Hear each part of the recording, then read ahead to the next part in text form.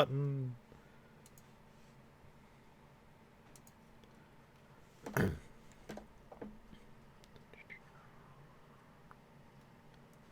Alright, we should be live. Let me check the audio. Okay. Alive. Alright, we should be live. Let me check the audio. Okay, I heard myself. Am I going out?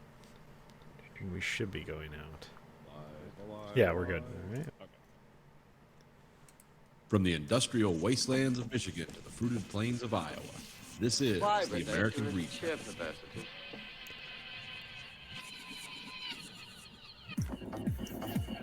You are the dead.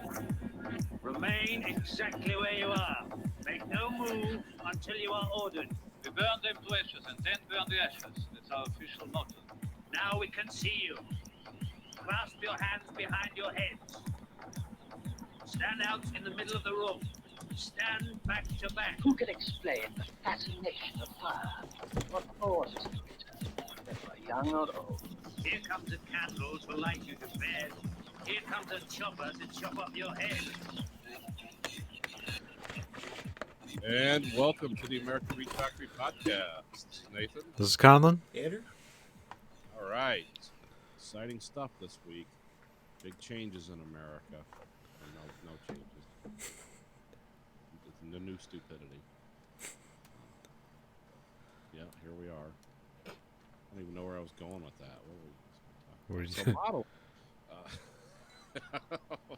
The new stupidity. The new stupidity. Let's see. So last weekend, of course, I wasn't here. I'm sure everyone noticed. Got a lot of nasty emails from our fans. But I went judged at the IPMS 4M Mayhem, Saginaw, Michigan, which is about 2 hours north of me. Always weird. Guessing that- that's where the bridge is. No. That'd be like 8 hours north. Oh, okay. Jesus. Isn't there a yeah, Saginaw Bridge? Is there a state and a bridge? Mackinac, okay. I don't know. I've only been up there on motorcycles once. Yeah, I think I can actually get to Cedar Rapids, like, sooner than I could run the breadth of the state of Michigan. Like it's pretty big and uninhabited once you get north of me. Saginaw's like in the crook of the thumb. Okay. So this would be like Saginaw. That's where I went, which is always weird to have anything up there in January where you got people to come because they have wild ass weather. Because when I was coming home, it was like rain, ice. It sounded like someone was dropping pea gravel on my car from 20,000 feet coming home. And of course, immediately hitting the road and freezing, and then everyone wants to drive 70. It's like, okay, good luck, guys. But yeah, that was coming back. But getting there was nice. Thank God for GPS, because I would not have been able to find it. But this was this first model show where I was an honorary judge or a learning judge. So we had a lot of good stuff there. It's on Facebook. A lot of amazing models, and I learned a lot about. I was kind of intimidated by judging because most of the people I'm in the IPMS with are much better at this than I am. So when you, like, everyone has to fill a role, and you have to find something to do for the club. And I picked judging because I'm not going to do concessions or security or I'm not dealing with. You don't want me doing registration. It's like, let's put the dyslexic guy who can't type. You can do all that. And I'm definitely not going to keep manage your money. I can't even manage my own. So then I'm left with being a judge. So you have to participate. But I learned a lot from that club up there about how you do it. There's a giant handbook for how you judge models, which that's what's intimidating. But then you talk to guys that have done this for 30 years, and they'll fill you in on, like, look, it's just a process of elimination.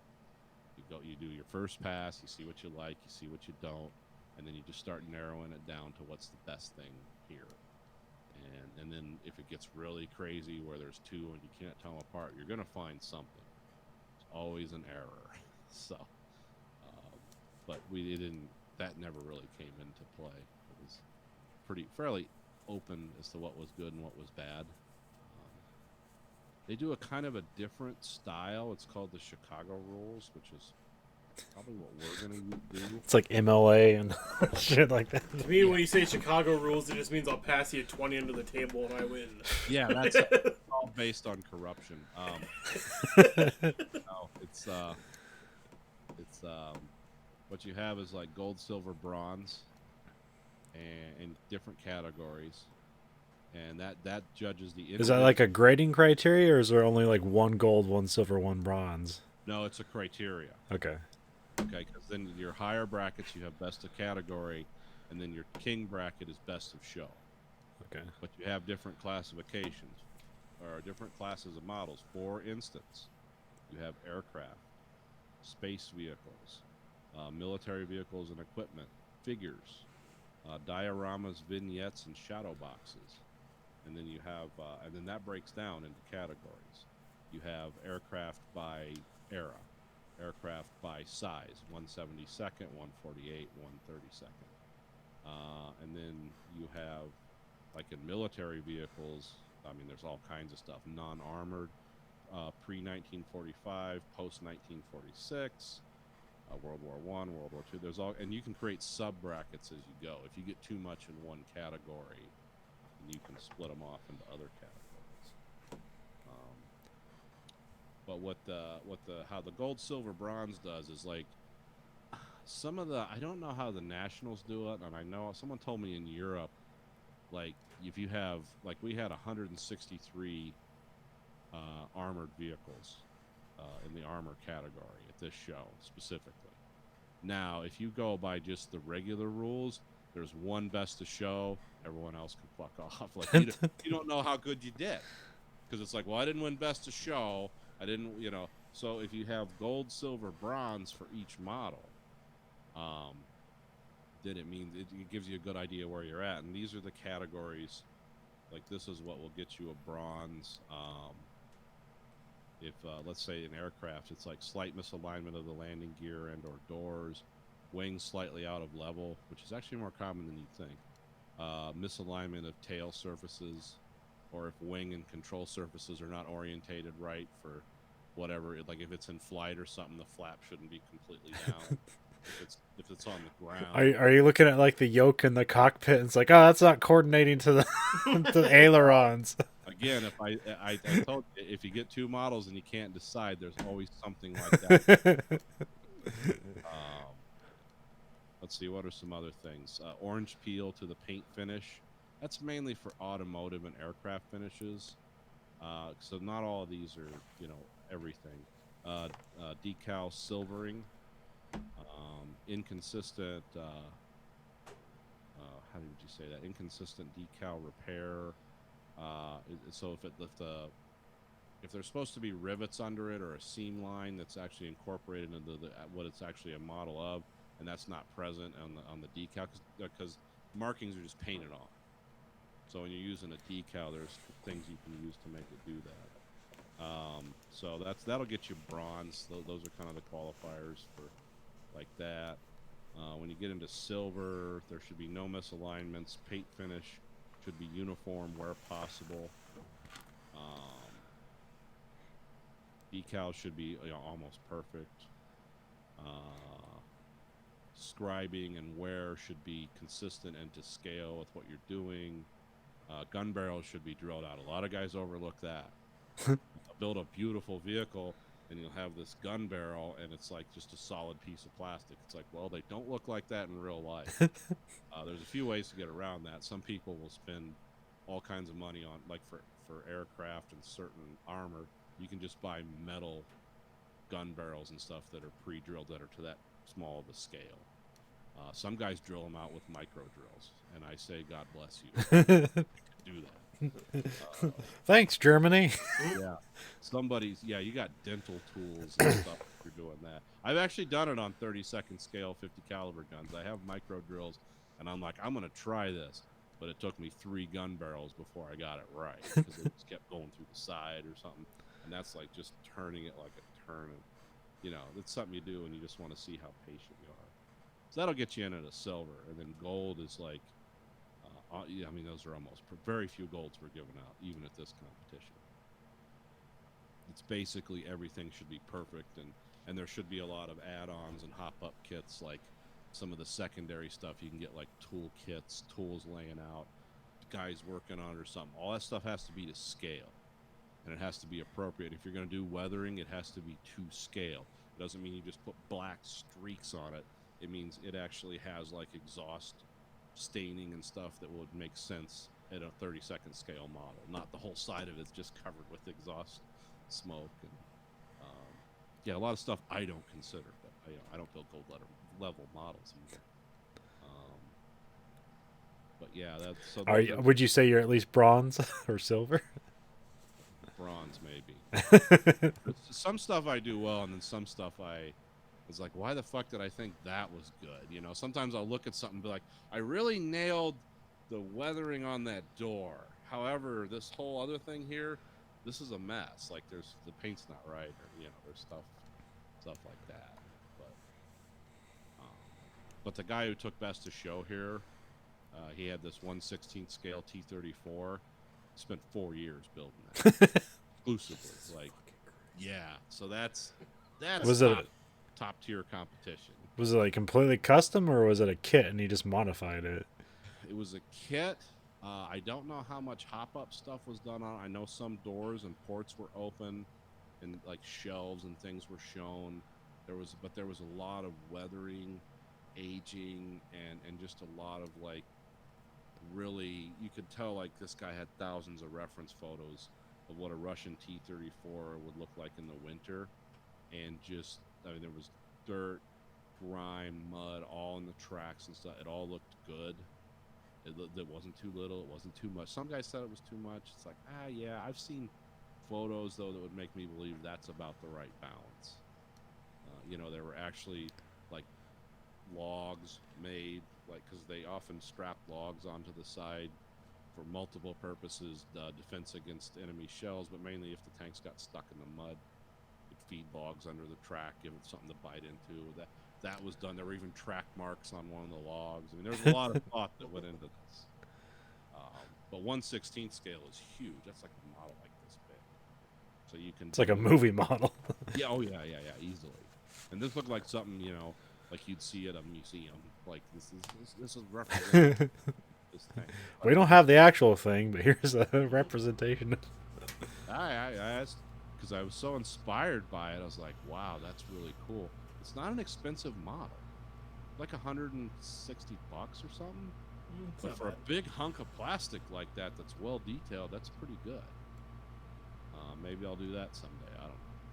Not like that. But, well, I wouldn't just copy what he did, because that would be weird. It's like, what I did, it's exactly the same as what this. Look what we did. Do you want to have sex now? We are one. I don't want to make it weird. Yeah, I learned a lot about this. The guys were really cool, which helps. Sometimes you run into guys like, oh, don't know anything, huh? Those kind of guys. Like, these guys were not that, which that's really cool. We want to host one of these next year, and I'll definitely help, but boy, is it a motherfucker. You gotta rent. I mean, renting a hall around here, it's like $500 to $1,000 a night. And you got to have concessions, vendors, all that stuff. You can pay that $1,000 off pretty quick, but you got to have parking. Yeah, are you just breaking even, or this make money? Break even. Okay. These are all non-for-profit organizations. I mean, we could come out some money ahead, just put it to next year's show. Yeah, we're not splitting a kitty or anything. So I won some models in a raffle, which was pretty cool. Huh. What'd you get? I got a V1 rocket, which was about this. It's over here. I don't know. It's not done yet. I won a Heinkel 1/72nd scale German. It was the radio interceptor aircraft. The ones with all the weird antennas built off of them. And Yeah. Yeah, I won one of those, and then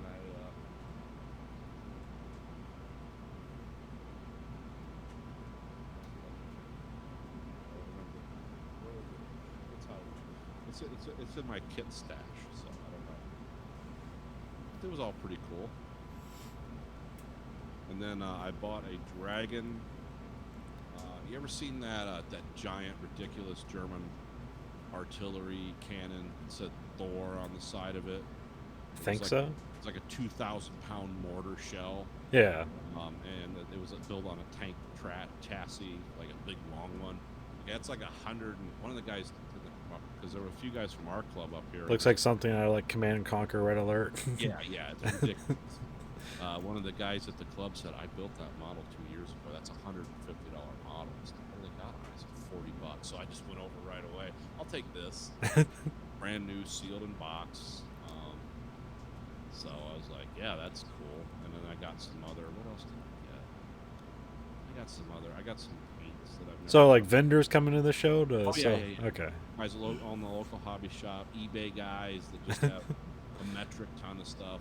Last Cavalry always comes. Is this one night or is it multiple days? One day. Okay. How many people were there? I think it was almost 300. Okay. Yeah. And I was there from 7:30 till 5 p.m. 7:30 in the morning till 5 p.m. So it was a full day. Do you get your judging in before the doors open or when the doors open? No, everyone comes in. It opens at 8, and everyone sets up. And registration deadline is 11. Everyone breaks for lunch, and we start judging at noon. And then the judging really didn't end until 4, because there were so many things to judge.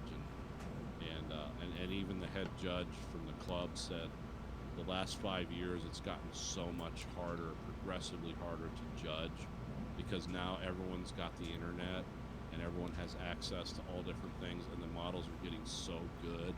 It's like I really can't say, which one's the best. Like, I don't know.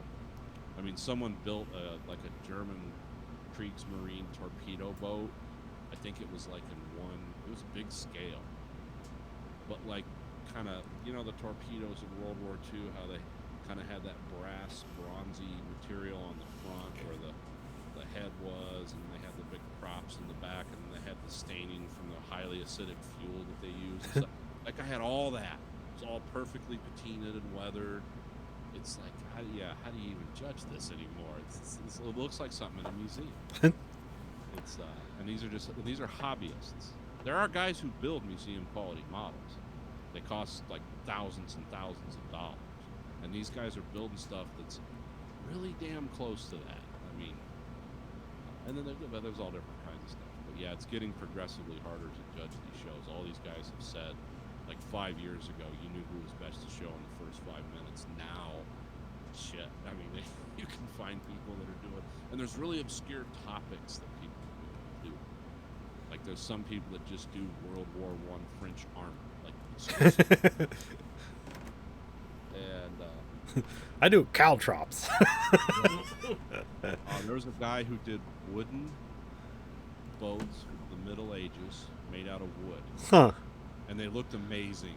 I mean, they actually had, like, there was, like, when the heat would come on, the sails would puff up because they had, like, overhead heating and stuff. It's like, oh, that's really cool.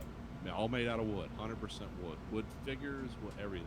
Now, is it some special wood for model building, or is it like the wood they would have made that out of, but then? Don't know. Okay. It looked like the grain structure looked like it was definitely, they were trying to go to scale as much as possible. So it didn't have like big wide grain structure on this little tiny boat. It's like, well, unless they were using giant redwoods, that boat wouldn't look like that. So I imagine they're using a kind of wood that's designed for that. Yeah. This guy wasn't using pre-cut kits though. This guy he's famous. Yeah. Like he made all this stuff. He just sat down with a micro saw and he won for just slowly bent the wood into the shape and with the water and shit. Yeah, I don't know how they do that. I don't know. The wood boat guys they're like wizards. They're like a strange small group of modelers that keep to themselves. Yeah, it's amazing. Look, it's like, wow.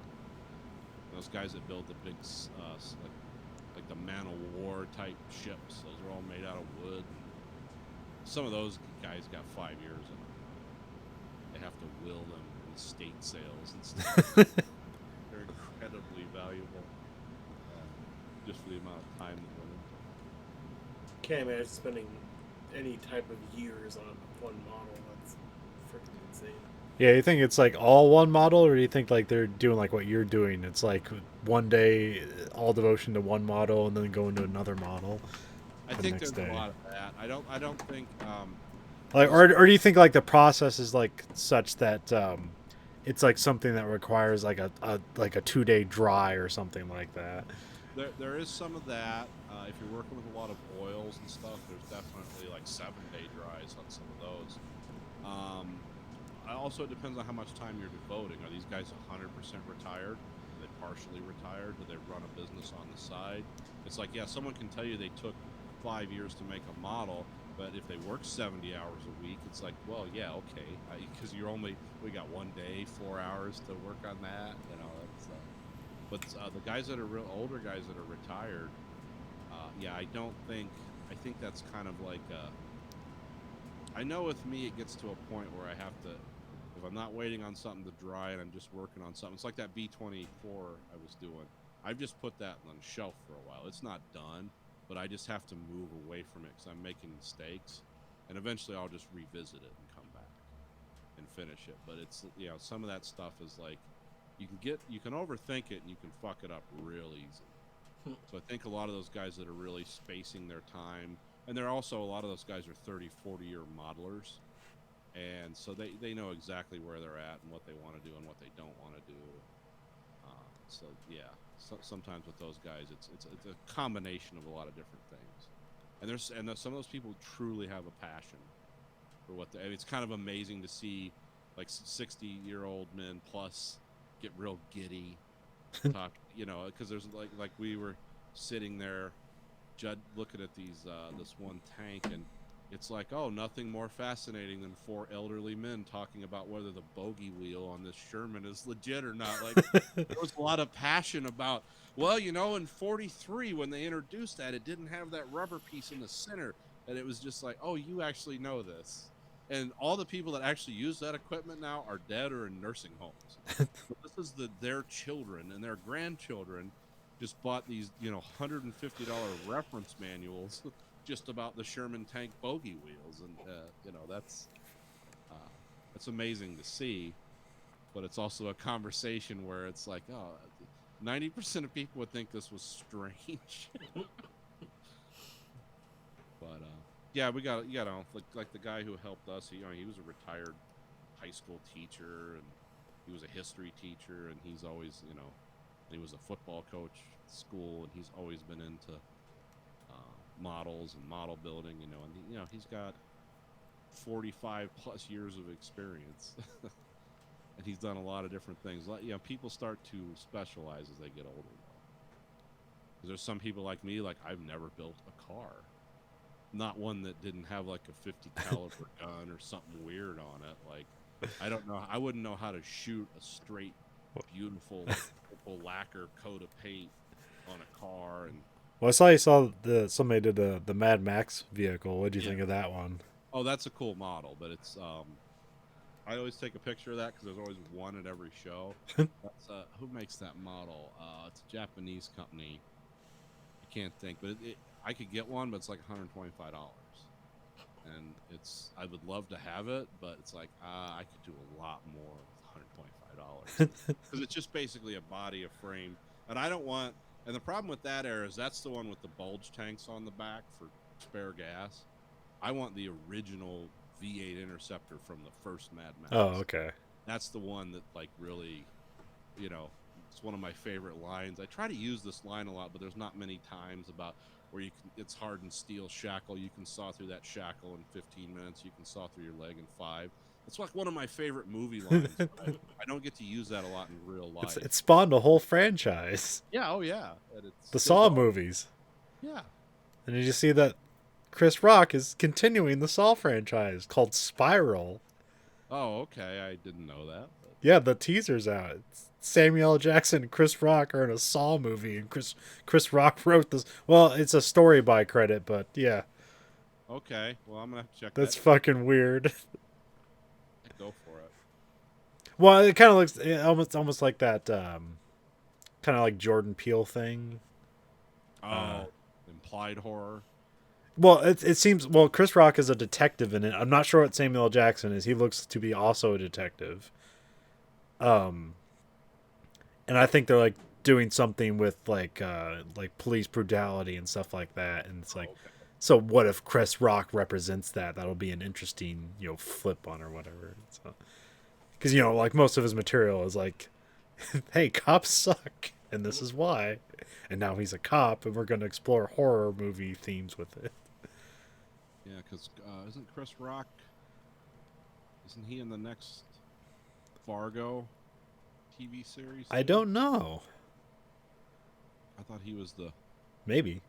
gonna be the. I don't know. We'll see. That's a weird show to. You can always guess. It's like it's gonna be this. It's gonna be that. Something totally different. Yeah, yeah, He's good, but yeah. But oh, so anyway, on the subject of models, I got a call the other day, and they said they got my model I'd been waiting for in, which wasn't. I didn't think it was going to be here till late spring, but it showed up. I don't know if you can see that. Chernobyl #1 radiation monitoring station. Yep, got it yesterday. 'Cause that just came out in the Ukraine and Russia in January. So usually when something like that comes out, it's going to be almost summer before we get it, and that's if we're lucky. But it came right over, so. So why would it? I mean, I know obviously it's well known there, but it's just as well known there as it is here. Why would it release only in Ukraine and Russia first? I don't know. I mean, a lot of there's a lot of stuff they get over there we don't get over here, and vice versa. Well, is it like from Russia or is it made somewhere else? This is ICM, which is it's a Ukrainian. It's made in the Ukraine, but it's Russian. It's like a Russian holding company or something. Okay. They operate under a different name over there. I think. I don't know, because it used to be like ICM made models for Revell Germany, and they would just rebox them as Revell models and send them over here. But this one is. I don't know. I don't know what's coming next. Like it's just, it's going to be the Chernobyl series. This one's kind of cool though, because it comes with everything you see on the box. And I don't know if you can see like reactor 4 in the background smoking. Yeah, a little bit. Yeah, kind of like right here next to the guy with the hat. Okay, yeah. Okay, you actually get that like a high quality photo thing you can set up behind it. Huh. So you can actually recreate the scene on that box. They give you the picture of Chernobyl in the distance, and it's kind of like a matte painting, sort of, but it looks exactly like that. It's like, oh, so it's just coming to you as a vignette. That's interesting. That's what I thought. Yeah, I've never seen that before, so that's it. Yeah. Yeah, I didn't. Well, I mean, I told John down at the store. I was like, yeah, if you can get one of those, just go ahead and get it. You know I'm going to buy that. And then I got a text Friday. It's like, look what's waiting for you. Oh, wow, okay. And then it was a dick pic, and you're like, God damn it. Damn. Sorry, wrong person. Oops, I didn't mean to. Wink. Like, Speaking of dick pics, Andrew has a model. All right. it's not cut. So don't. Okay. So is that a Warhammer guitar player? Well, it's called a Noise Marine. Okay. It's a chaos god called Slanesh, so it's basically a chaos god that's like in overindulgence and pleasure. So basically, it'll rape your soul and rape you in every hole. But okay. basically, they have something called Sonic Blasters, and that's their reimagining of the gun. So it's just like a fucking machine gun on the bottom of a fucking instrument. So they're just like, he has like a little amp on his fucking back belt, and then he has fucking This camera doesn't guitar want to and- focus off my face. That's Yeah. Yeah. There we go. There we go. Oh, okay. That's cool. Got some grass under there. Yeah, and some rock and snow and Use the Tamiya snow. No, Games Workshop's no. Games Workshop's no. Okay. It's called Valhalla Blizzard. I don't think it looks as good as the Vallejo stuff, but it's the only thing I have access to at the moment because I don't buy stuff online. I usually just buy at my shop, and that's pretty much what he carries for terrain stuff. Unless it's like loose rock or gravel type of stuff. No, it looks good. I just use the Tamiya snow in my Waffentrigger diorama, and it looked very similar. Yeah, I don't think it looks bad. I mean, it's just some people nitpick it because it's not. I don't know. I guess it doesn't have like a good enough look for them for snow. I guess it's not fluffy enough, or it's not. It's too granular or something maybe. Oh, okay. Well, I mean, that model took 4.5 hours to paint and base, and technically 6 months if you count. I just kind of let it sit on sprue and half assembled, and then finally like, oh, I need to paint this. well, then you can say you worked on it for 6 months. Sprue, is that the thing where it's like you drill into the foot of the thing and it just kind of hangs there? No, it's just what the model comes on. It's okay. It's basically the injection molding. Yeah, it's just like a grid with a bunch of little tendrils attached to plastic parts. Oh, those things you cut off? Yeah. Yeah. Okay. Like Because like a lunatic. there's a person I follow on Twitter. I used to follow them for like just weird, awful things. Well, no, they're in video games, but they always had weird, awful things they throw on their Twitter. And now because they're like an responsible adult, like the only thing they throw on Twitter is Warhammer 40K stuff. And there's always like the figure, but it looks like there's like it looks like it's on a drill bit and it's just like hanging there to be painted. Oh yeah, Yeah. there's a lot of guys that do like sub assemblies where they put like a little bit of blue tack and a dowel or like a drill bit, and then they paint that head or that hand. Yeah. And I do sub assemblies because I just did another Lord Discordant this week, and then did that guy. The arm, the guitar, the amp, and the guitar lever are all separate, as well as the head, because I needed to be able to get to it. Because if you take the guitar off, which you can't because it's all super glued now, but there's a lot more detail. There's like a fucking cod piece, and there's a bunch of other shit like behind the guitar. And I was like, oh cool, like I don't want to cover all this up. I want to paint all this, and I usually paint fully assembled models because it's like it saves time. Because like hell, I don't even have to paint half of this. I can just leave it gray. But I mean that one I try to do good work on it because I'm gonna use him as a sorcerer tomorrow. So I mean he has a force axe, so technically that's an axe. So, I mean, we'll see. I mean, he's going to help out the demon. I really wanted to, I wish I had a 3D printer so I could do one thing. I got two of them. You want to borrow it?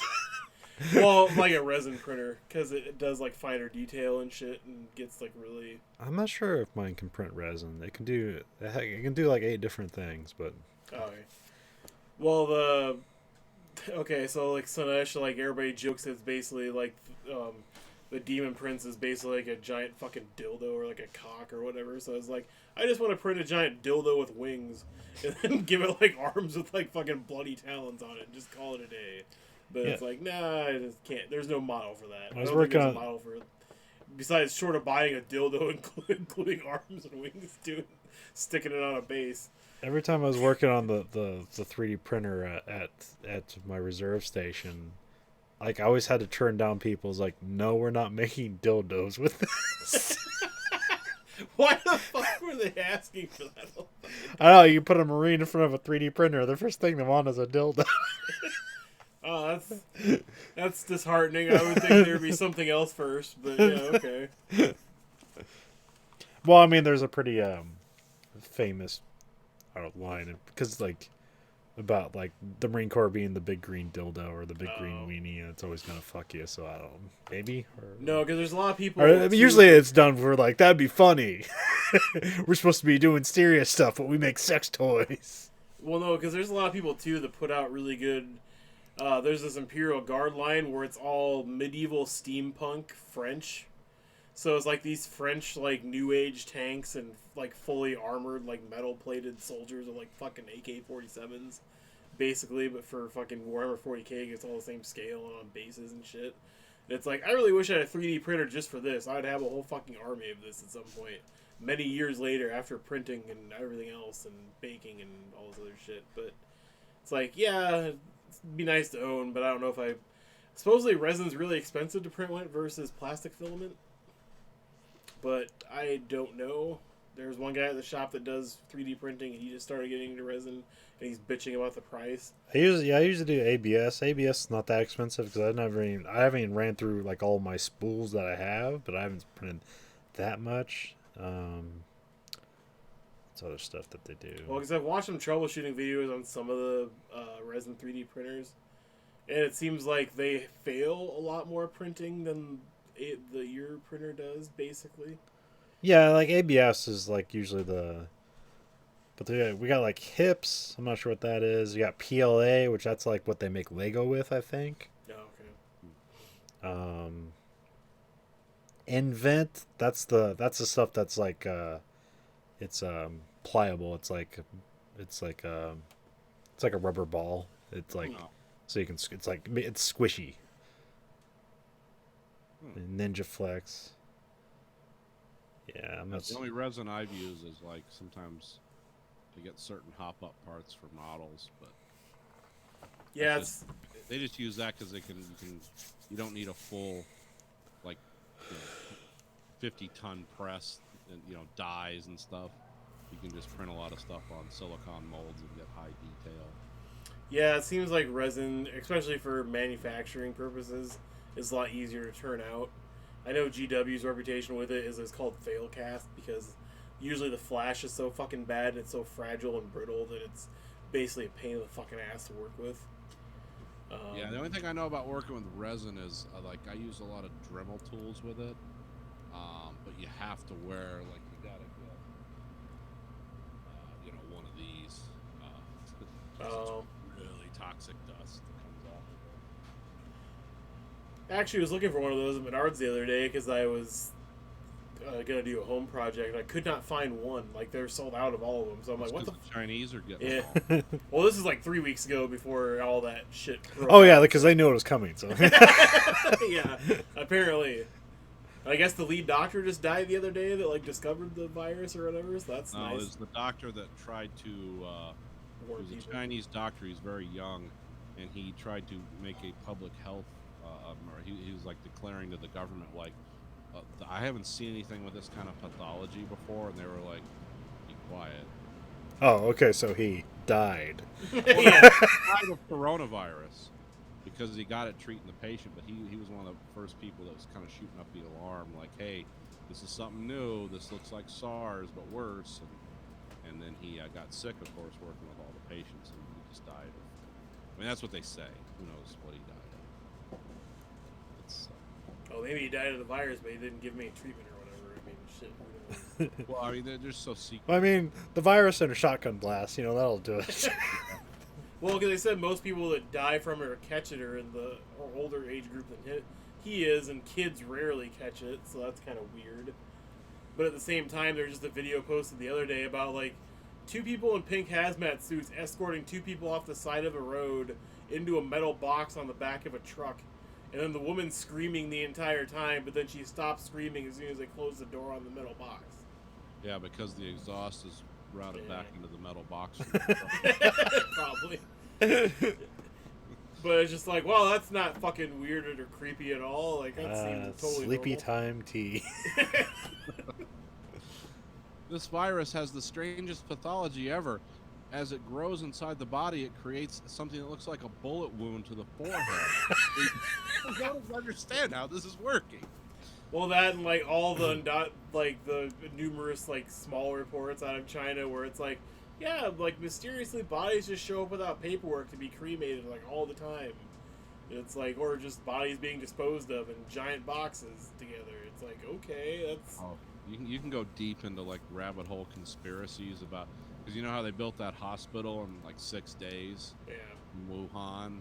Well, a lot of people say it's like, well, they just moved all that equipment up there because they can use it to build the hospital, but they can also use it to dig 1 mile by 1 mile trenched graves because that's what they're going to need to dispose of all the body. You can just drive yourself bonkers. Have you seen the videos they posted yet about the inside of those where it looks more like a prison than a hospital? Oh yeah, I mean it's gonna be grim. If this is half as bad as the most mild prognostications of the Chinese government, 100,000 people are gonna die. as a result of this, and that's the mild end of it. I mean, the hard end is it becomes a global pandemic.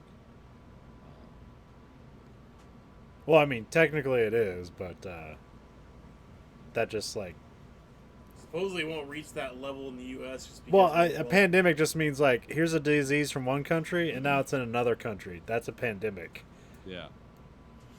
Doesn't mean that it'll spread or kill as many people, but it'll. Because I think It'll devastate China. It'll devastate a lot of places in Asia where it's like all dense packed civilization. Yeah. Where they have those small, small villages of 4 million people. It's like, yeah, that'll wipe that shit the fuck out. I don't know though. I mean, I hope it doesn't come to that. no, and I don't either. Because I Trump mean, will keep us safe if it does. Oh, the firewall. We're in good hands. The VX wall. You can't kill us if we're already dead. Yeah.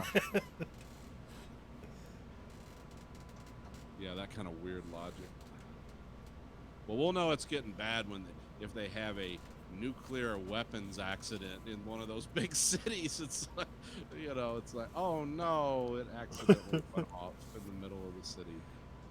Oh no, nuclear plant blew up. It's like, With 4 megatons of force? What the hell of a nuclear plant? Yeah, it shot up in the sky to about 800 feet and then exploded. It's like, wow. Air bursted. Yeah. they should just go the different route of like blaming it on totally mundane things that have nothing to do with nuclear weapons. Where it's like Sun Ling left the gas on at home. It wiped out the city. Oh, Have you seen? There's like 8 different videos of like chemical plants exploding in China that always look like giant nuclear explosions. So. A meteor strike. We got hit by a meteor that nobody else saw or even knew about. Well, actually, that could happen because remember that one in Russia, like 5 6 years ago. Oh, not the Tunguska incident. No, the one where it was on video, where people were looking up in the sky, you just saw weird contrails and the windows would explode. Yeah. Because the shock wave. They had great art, and then it got really bright, like people's, because the Russians will have those camera car things. Yeah. People would be driving and it got bright. It's like, oh, that looks like a nuclear bomb, and it was the meteor coming in. Yeah, it was like, oh, the sun's rising. Like, no, it isn't. A new sun. And they CG'd Putin like riding it like. It's like, well, not CG, but Photoshop. As a bear salutes him. Yeah, it was just crazy shit like that. Only in Russia. Speaking of Russia, Iowa had their caucus. Oh, it had nothing to do with Russia. It only had to do with an ex-Hillary Clinton staffer, a shitty-run company, and a corrupt DNC. It's okay. So same as usual. Is it that? Well, did you see the interview with the head of the Iowa DNC yesterday? No. He basically said verbatim that it's not their job to provide accurate results, and that they just take down, because apparently it's a legal form that the precinct captains and all their subordinates have to file with where they counted, and that's legally what they report, so they can't change it for when they report it. So even if it is incorrect, they don't care. They just have to. They just have to turn it out to the public. My question is, I mean, I know this is weird because Bernie gets cornholed again. Is this legitimately a mistake, or is there a darker angle here? I mean, what do you guys think? Okay, so the way competence. I was explaining the process to Conlon before we got on. Did you caucus, Conlon? No. Okay. I was like, I didn't feel like, I'm not really like, I don't feel like I can influence people, and I wasn't going to go in there like Bernie and people be like, why? It's like, because he's literally the only candidate that's going to work for me. Everything he wants to do is going to work in my benefit. So, okay, so the way a caucus works, if you don't know how it works, is literally everybody shows up to a place and time, and you all get in this one big room and then split off into candidates. Okay. And so you have a form with you that, you know, says your name and race and age and all this other shit that doesn't really matter. And then your first choice. So you go to your first choice, put down your first choice. And then, oh, look, nobody's here for you. There's like 60 people for this guy and then 2 people for this guy. And so if you have less than 15% of the vote for any candidate after the first choice, they're just automatically just, nope, they're not viable. So everybody has to play musical chairs again and move to what candidate they'd like to vote the second choice for. And so they take down the tally of the first choice and then basically strike everybody off that doesn't make it. And then they like, okay, musical chairs, and everybody moves to their second choice, and even including people that may have chose wrong the first time, I guess. And so you get into those groups again, then that's the final count. So like our caucus where Buttigieg, Warren, and Sanders were the only viable ones, there was like 6 people for Biden, 2 people for Yang, and I think 1 for Tom Steyer, and then that was it. There's no other candidates represented. There wasn't Klobuchar. There wasn't Tulsi Gabbard. There wasn't Cory Booker. None of those people had anybody, and so they weren't represented at all. And the people that, like Andrew Yang, where it's like 2 people showed up, and the one guy stood his ground and was like, "You're gonna count me for Andrew Yang." You're like, "No, we're not. We'll tell Andrew Yang you were dedicated or whatever." But they just like they just totally struck him from the record. Like, no, he never attended. Or whatever, and it's just like they just moved votes wherever they wanted to, and that's kind of the problem. It's because all these precinct captains that probably think they're the god of the day just move votes wherever they want to, because you can't vote for somebody you wanted to vote for, which is complete horse shit. I don't think I've ever had to choose something and be like, your vote's not popular enough, you have to choose something else. And so that's where the human error comes in, because it was just like there's 69 people altogether for Sanders at my location. There's like 22 and 24 for Warren and Buttigieg respectively. And everybody I talked to after the fact that went to 6 different locations besides me, only Buttigieg only won 1 of those. And otherwise he was never a viable candidate, or he barely had any of the vote when he was a viable candidate. And somehow he proclaimed that he was the winner de facto like hours after the polls closed or whatever. Like he knew, because most of his precinct captains were like, "Oh yeah, we won by a landslide," and it's like, why? So what's the motivation for screwing Bernie Sanders over then? Because he's the only candidate that's actually proposing actual change. Pete Buttigieg isn't going to do shit. He's taking money. They broke down the 40 billionaires that have donated to him so far. Most of them are finance or like there's the ex-CEO of Google and his wife. They donated to him. There's a bunch of Wall Street people, a bunch of investment people. There's a few big pharma and insurance people. It's pretty much well spread out. It's not too... There's not like a bunch of oil and gas or like that. It's all pretty diversified as far as billionaires go. But he's publicly said on record many times that they asked him, you know, like, hey, can we learn about your donors, or can you tell us, you know, if that's going to influence your decisions at all if you become president? And he just says no comment or no or whatever every time. He doesn't want to talk about it. But then when somebody brings it up, like Bernie Sanders did last night at the Democratic debates against him, and he was like, well, you know, some people on stage have taken a lot of money from billionaires. I'm not going to say who. Pete. And then he, like, defends himself with, well, we can't just exclude billionaires from the conversation. And it's like, why not? They can do whatever the fuck they want. They got billions of dollars. Me and Conlon and you don't got that kind of clout. We have a vote, and that's it. We don't really have a lot to put into that kitty. Yeah, I'm just curious. I know, like, when I heard an app went bad or something, I know Silicon Valley does not like Bernie Sanders, specifically because he will enforce antitrust laws and things like that. So I know that, like, they don't any influence they can have like that. I know he's going to get screwed, but I was always curious because I never really looked at, you know, Bernie Sanders seriously. So well, I guess I don't know why people would hate the guys. He doesn't seem like a hateable guy. No, and he's not. Anyone who's in that column against Trump, I'm voting for. So, you know, I don't see that this guy's like some kind of satanic menace. He seems like Curb Your Enthusiasm guy if he was a politician. You know. Yeah, that's who plays him on SNL. So. Well, yeah, because they're from the same area. But Well, no, he says things like there shouldn't be any billionaires, and so rich people don't like when he says things like that because you know what, he means it. He's not wrong. I mean, No, he's like it's him and the Pope are saying billionaires is a failure of humanity. okay, so the thing with the app the Iowa DNC used is that it was paid for by the Iowa DNC and the Nevada DNC and Pete Buttigieg. Shockingly, so that's kind of weird. wait, is that true? That's true. Can I back firewall that somewhere? Okay, hold on. Okay, so the app was developed by an ex-Clinton staffer that was hired by Pete Buttigieg, or backs Pete Buttigieg, sorry, and then Pete Buttigieg paid money to develop this app, as well as the 2 DNC committees. I don't think you're lying. I just got to check this. This is too. No, good. this is like the Young Turks and like MSNBC and somebody else already talked about this because the group that developed is called just like Shadow Inc. is like literally the app developer. It's just about that. Yeah. But Bernie Sanders in secret developed his own app to track results for primaries and caucuses this year because Himself? he didn't trust his staff and him. Okay, I was gonna say that this guy's wearing a lot of hats. No, I because will program the next. no, but he Python is a really clean language, but it's No, he did it because he knew he'd get fucked by the DNC again. Because fool me once, shame on me. Fool me twice, shame on you.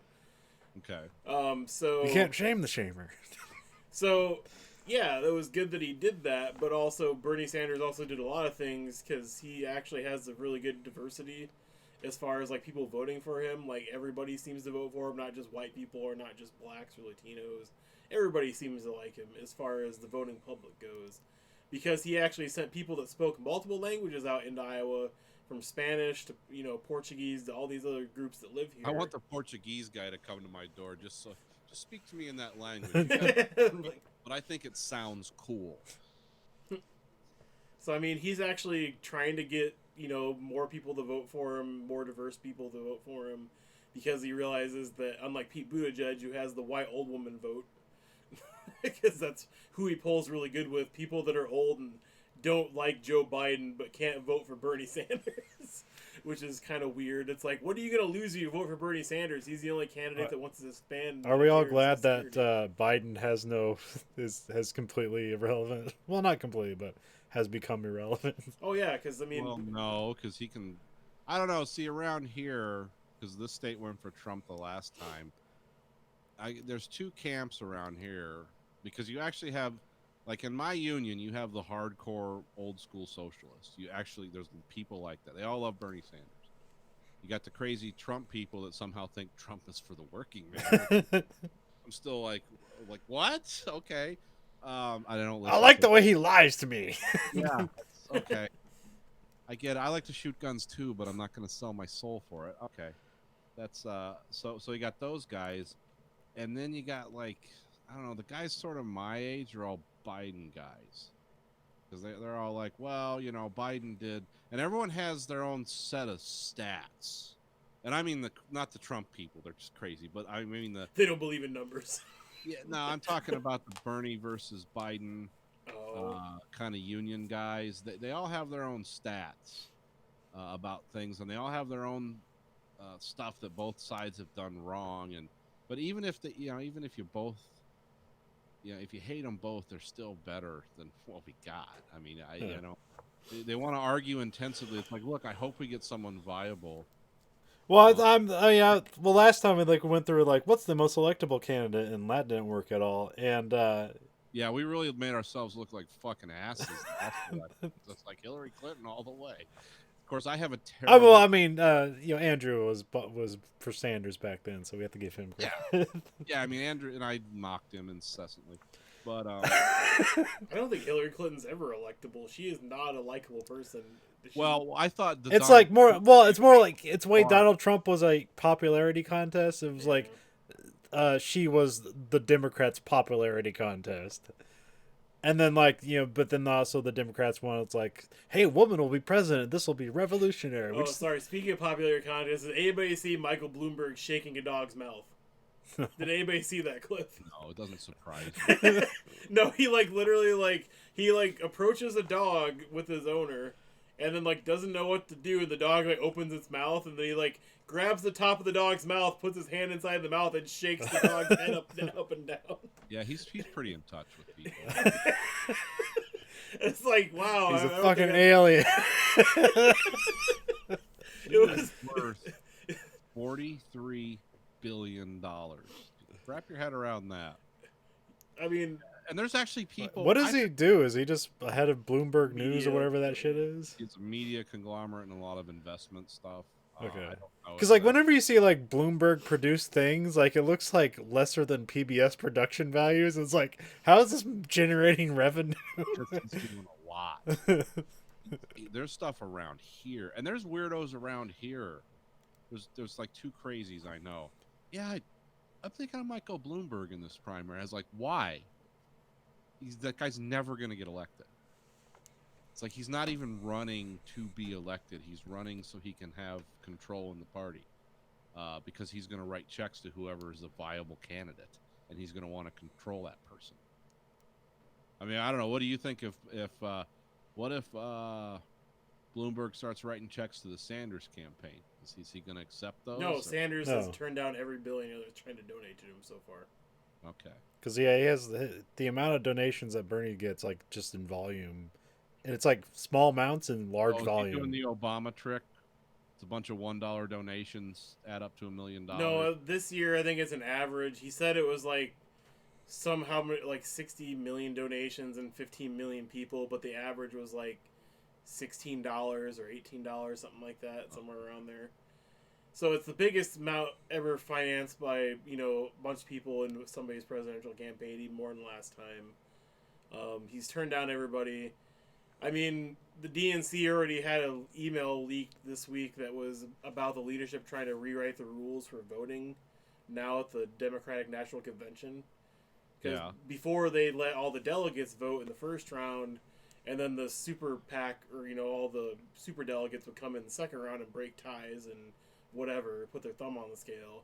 And now they want to change it so the super delegates vote first, and then the delegates break any ties. So basically, whoever, you know, behind the scenes that didn't, you know, that are just influencers and have money and power, like, vote for the candidate. So basically go back to the way it was before, where the party picks the candidate, not the people pick Yeah, the it sounds like candidate. a wide open system. No corruption. Like, so... I and, don't- I and don't- Trump was acquitted, so Oh yeah, and is already firing people that testified against him. He's fired 2 people. fire him yesterday. and fire his twin brother for looking at me. Oh, did you see his excuse for why he fired Vindman? Do I need to? No, not really, except that he basically like kept. Yeah, is it going to give me a thinking process? Well, okay, so I'll give you the highlight of it, which I thought was funny as shit, because it's like, really, you're just gonna keep using that line? He said he didn't know him, but he'd never talked to him, so once again, he doesn't know anybody, never talks to anybody. And then also, he misinterpreted... On a conga line with Jeffrey Epstein, they have photos of it. I barely knew him. And then, so he said he misinterpreted his perfect phone call, because he keeps saying it was a perfect phone call, and I don't know why he thinks that means anything every time he says it. It's branding and messaging. No, I know, but at the same time, it's like, Jesus. Hypnotizes hillbillies. You say the same thing long enough, pretty soon they're like, aren't the droids you're looking for? Yes, thank you.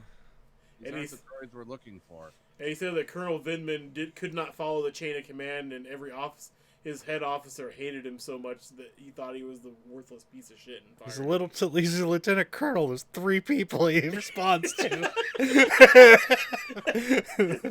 He Yeah, was so- great for 30 years. To bed last month. It's right up. Out. It's right up there with their theory of he should be in prison because he was born in Russia as an infant and then was somehow indoctrinated and was an undercover spy. It's right up there with that theory as Yeah. far as working Yeah. theories go. He's a sleeper agent. His code, his activation code is Dada. 3 years of service. Doesn't he have a Purple Heart as well? Yeah. Boy, I mean, yeah. Trump. No, yeah, he's a long-term veteran. He loves the United States. His whole family is a military family. They've all worked for the U.S. military. So yeah, big If traitor. you pay attention, the Republicans, the more decorated you are, and this is not just Trump. The Republicans, remember the party of we love war and killing and patriotism and all that. The more politically, the more decorated a war veteran you are, the more they will attack that service. They did it with McCain. They did it. They did it to John Kerry. He was a Democrat. But yeah, I mean, they ruthlessly attack those guys. Why? Those are the people that are already on your side. Why the fuck would you attack? Because those are the people that are like supposed to represent your party, and if they are against the grain, then like those are the people that are more obvious to hurt them. Yeah, you got to attack them harder because they actually have Authenticity. back up what they're saying. So instead of like backing off and just waiting for the problem to go away, no, we're gonna just attack them. And I mean, remember, was it Swiftboat People for Truth or something? It was like it was the first time I heard that truth shit. And then it's 9/11 truth and Sandy Hook truth and Obama's a Kenyan super agent subverting the U.S. and it's whenever you hear truth after something, it's exactly the opposite. 100%. Read my fan fiction. And then you got shit like this week too, where like Mitt Romney's own daughter is who's part of the RNC is trying to get him kicked out of the fucking Republican Party now because he fucking voted against Trump in the impeachment hearing. So it's like, oh yeah, now your whole party hates you. It's like, and you like listen to his speech and stuff, and it's like, I don't agree with you, and I don't think you're a good politician, but you actually took your job seriously and tried to actually do it. So yeah, I don't know whether like I should like applaud him for having the courage of his convictions, or if this is just like some 4D chess. Well, I mean, Mitt Romney, as you can tell, I mean, from the 2012 campaign, he's an opportunistic politician, is all he is. You don't know what game he's playing. I mean, deep inside the organization of the Republican Party hates Donald Trump because they can't control him. They're getting parts of their agenda, but it's also they're taking so much damage. The Trump presidency, whether it's 4 years or 8 years or whatever, will be remembered in the history books as a Pyrrhic victory for the Republican Party. Because they're getting what they want, but they are taking so much damage along the way. I don't even know if they can recover. I don't know. You said that last time about when just Trump in the first election. Well, I mean, yeah, but he's got this screaming fan base, and it's like 15% of the voters. But yeah, it's just like the crazy shit you see on Facebook when you put anything up or whatever. It's like, oh, these people are just looking all day to be offended or whatever at shit you say about Trump. But it's a weird. It's like a fan base. Oh, do you see his new campaign bus that he rolled out? It has like all of his picture of his family, like what year they'll be president and shit like that. Like it's the whole Dynasty T-shirt thing that they've had for a while now, like on his fucking tour bus. I don't pay any attention to anything he does. Well, I know, but all right. Well, shall we talk about Picard and exit all the political fascinations that everyone's waiting for us to come? Yeah. Hold on, everyone. Yeah, let's. So we three episodes into Picard. Yes, 3 episodes. Okay.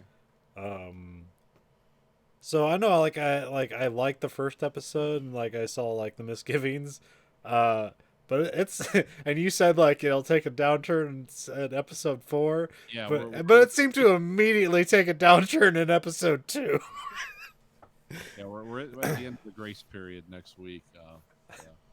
Because I really don't like that the Federation is now just like xenophobic nationalist douchebags, that it's completely antithesis to the entirety of Star Trek.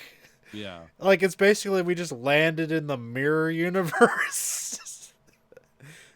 Yeah, think they're just trying to screaming fuck at Picard. Yeah, so fucking stupid. You think they're just trying to like basically just have a commentary on like this presidency and shit like that? Oh, yes. Yes. On which makes no sense because why the fuck would you put that in Star Trek? Yes, exactly. Well, I mean, the thing is, like, they always keep the political stuff at a distance because there's really no roadmap to Star Trek. It's like, how do we get to the utopia? It's like, well, it's impossible, but how about hope and technology? On book, it's a socialist tyranny, but it only acts for the good. I mean, because Roddenberry could never explain it. No one could ever explain it. It doesn't matter. It's the political side of it was never, because there was always a president of the Federation, and it was either some human or some alien, and it was a different guy every time, and you didn't understand why or what it meant. So, And then there's that stuff where like the one lady, was it Raffi? yeah. Like she gets fired from Starfleet, and it's like this bad thing is like, dude, this is Star Trek. There should be no possible way that someone is holding a job over your head. It's the fucking future. If you can't make something happen in Starfleet, guess what? You have the entire fucking universe to do whatever the fuck you want with. Yeah, you don't have Starfleet's not a convenience. It's not the be all end all. Yeah, you don't have to sit out on a ranch and smoke weed and be angry. Yeah, it's definitely, I can see where it's, yeah, the foundation's already starting to crumble. Unless there's a good reason for all this. But Yeah. I've heard there isn't, so it's Yeah. Sorry. Yeah. I mean, I still like, Patrick Stewart's still good, and then the So- production values are good. It's just there's a lot of misgivings. So it was him getting married to Ian. Was it McShane? I can't fucking remember his name. Him getting married to fucking Magneto. I know it was real, but like, was it for some? Because like I just watched him the other night where he was married to a woman like 4 years ago. So it was like, oh okay. I know they hang out. I don't know about. No, they got married though. Oh, I didn't hear about that. yeah, I didn't know that. Yeah. I just didn't know if it was for some reason or whatever, because It was I know they probably- were friends and stuff, but I never heard they were like romantically involved at all. So I don't know. I don't think they are. I thought Patrick Stewart was heterosexual. Yeah, he was. No, because we just watched the video last night with him like fostering pit bulls and championing them in the UK, and him and his wife are standing next to each other. This is a 2-year-old video, and I was like, wait, he just married a guy this week. Like, what's this about? Was it ceremony or like I legally? don't know. I didn't dig deeper into it because I never knew he was. Because somebody at the shop was like, "Oh yeah, he's never been married or whatever," and I'm like, "Fucking bullshit! He's married to a fucking woman 2 years ago. What the? I mean, I don't fucking know. Like, I knew him and like Ian were like they've had public Ian appearances McKellen. where he gets kissed on the cheek or whatever, but like I don't fucking care. Like, I just didn't think it was a real thing. I thought maybe it was like a publicity stunt or something. So I don't know.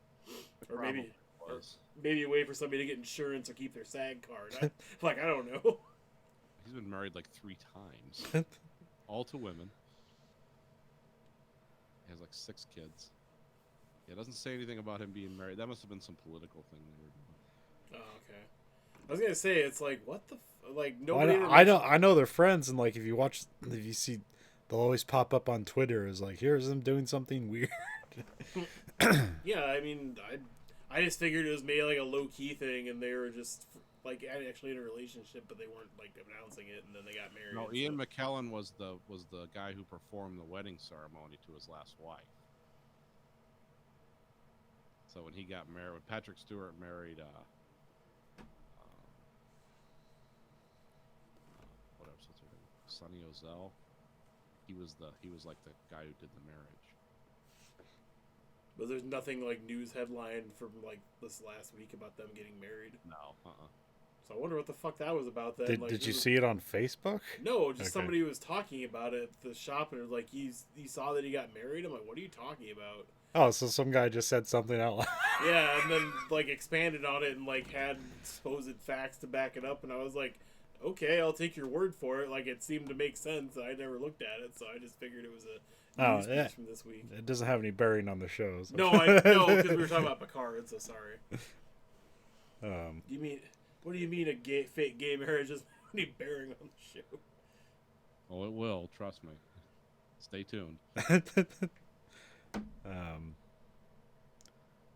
But yeah, it's just this weird dark Starfleet and Federation that's kind of become off-putting because it just doesn't make sense. Yeah, They've been infiltrated, and Yeah, which they've well, done that several times before. Like Yeah. but the only thing they present as like the big thing is like Mars getting blown up by synthetic people. Like Right. they don't build the whole necessarily like go into like, here's how many people the Borg killed and this is how much people are affected by it, or like this is how effective like the Dominion Wars, like all these people died and there's all these things where like, political infiltration. You can see there's like lines you can take where it's like, this is why the Federation is now like nationalistic and xenophobic because they've been infiltrated and millions of people have died several times over the Yeah. past couple of years. But I don't know. Well, they're just using the Mars attacks as a metaphor for 9/11. Yeah. And then Which- the Federation has become fearful of outsiders, which we should embrace outsiders because, like, what, 9/11 didn't happen? I don't know what that narrative is. It's like, yeah, you can't think that Muslims are coming through your window, but, it's also you got to, like, have a healthy... But also there's like that part like on Mars where they show that like the the blue collar workers interacting with the synthetics and they're just like making fun of it. It's like that's not how people in Star Trek, they don't like look for differences and make fun of people for being different. Yeah, it all seems a little incongruous. I don't know what they're trying to do. Well, they're just like, they're taking the franchise and then just doing a thing. It's not congruous with the previous. Because like if you want to do this, like you can do this outside of like the TNG timeline, but the TNG timeline is so specific and so has so much material behind it. You can't just like do whatever the fuck you want. You can't just go 180 degrees. It's like, yeah, whole planets were wiped out by the Borg. The Dominion War. I mean, they were bringing like Reliant starships back into service because they were running out of ships. It's like hundreds of thousands of people died. That didn't fundamentally change Starfleet, but it's like, oh, Mars gets attacked by things we created, and it's in collusion with the Tal Shiar, which is why they didn't rescue. Oh, and I really hate that there's like, an extra double secret, yeah, like super- Illuminati Yeah. Romulan thing. That's really stupid. yeah. Oh, we've never heard of them before because they're just a myth. It's like, great. So your writers suck. Well, remember the showrunner and all the writers on this, they basically quit after episode 4. Okay. So the guy who was the showrunner for this season, he's done. It's already been picked up for another season with I don't know who. I heard like some people from Discovery are coming over. So it's gonna go great. Yay. It's gonna be Battlestar Galactica with an old guy. So like this reminds me of so this happened before, like this whole kind of like change like this. So when Enterprise came out, the whole idea of Enterprise is like, we're going to get back to optimism and space travel because like things have been so dark with Deep Space Nine. Yeah. And kind of and Voyager became more of an action show and less of like an adventure show. Yeah, Voyager had like those weird 3 seasons right before the last season when it kind of redeemed. It kind of got back to what it was. Yeah. So, Well, like the last 3 seasons were like, hey, everyone likes Star Trek First Contact because it's basically like a zombie movie of phasers and starships and shit. And like they just did that with like the last like 3 seasons of Voyager.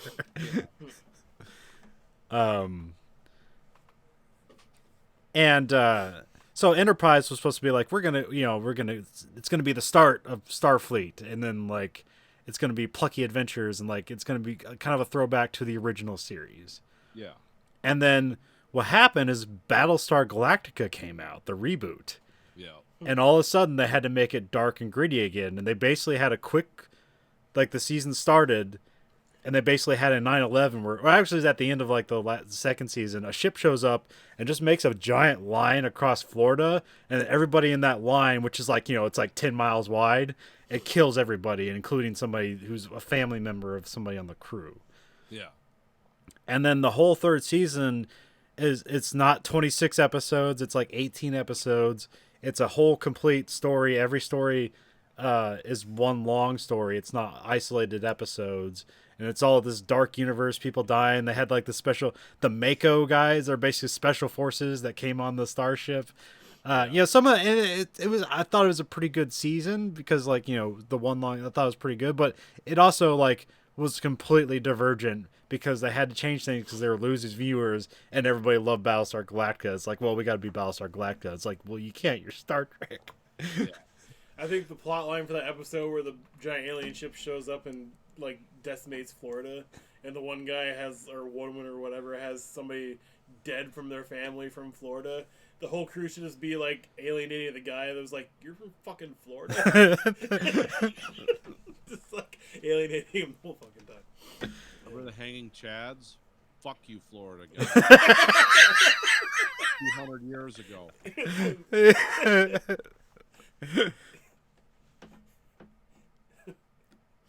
Yeah. Battlestar Galactica really poisoned the well for a lot of other sci-fi. Yeah, I mean also, I mean, I'm not sure if they're like trying to compete with the Expanse because it's not necessarily like the Expanse has been a gigantic success. It's been critically acclaimed, and the new season, as far as I know, has been a success for Amazon.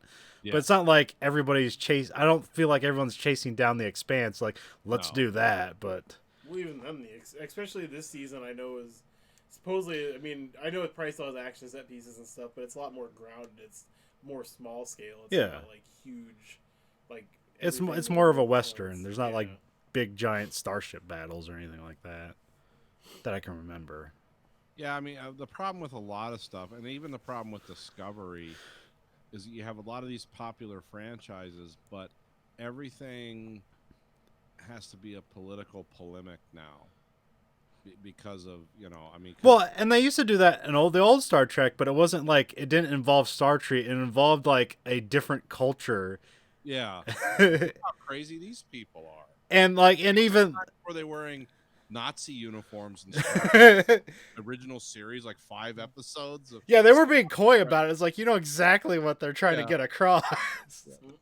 So weird. William Shatner and Leonard Nimoy dressed in SS uniforms are both Jewish. Like, whoa, wow, this is kind of weird.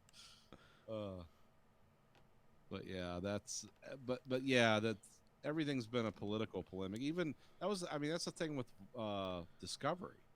It's just a long political polemic about how people in California feel vaguely threatened by the rest of America. It's like, okay, look, fine.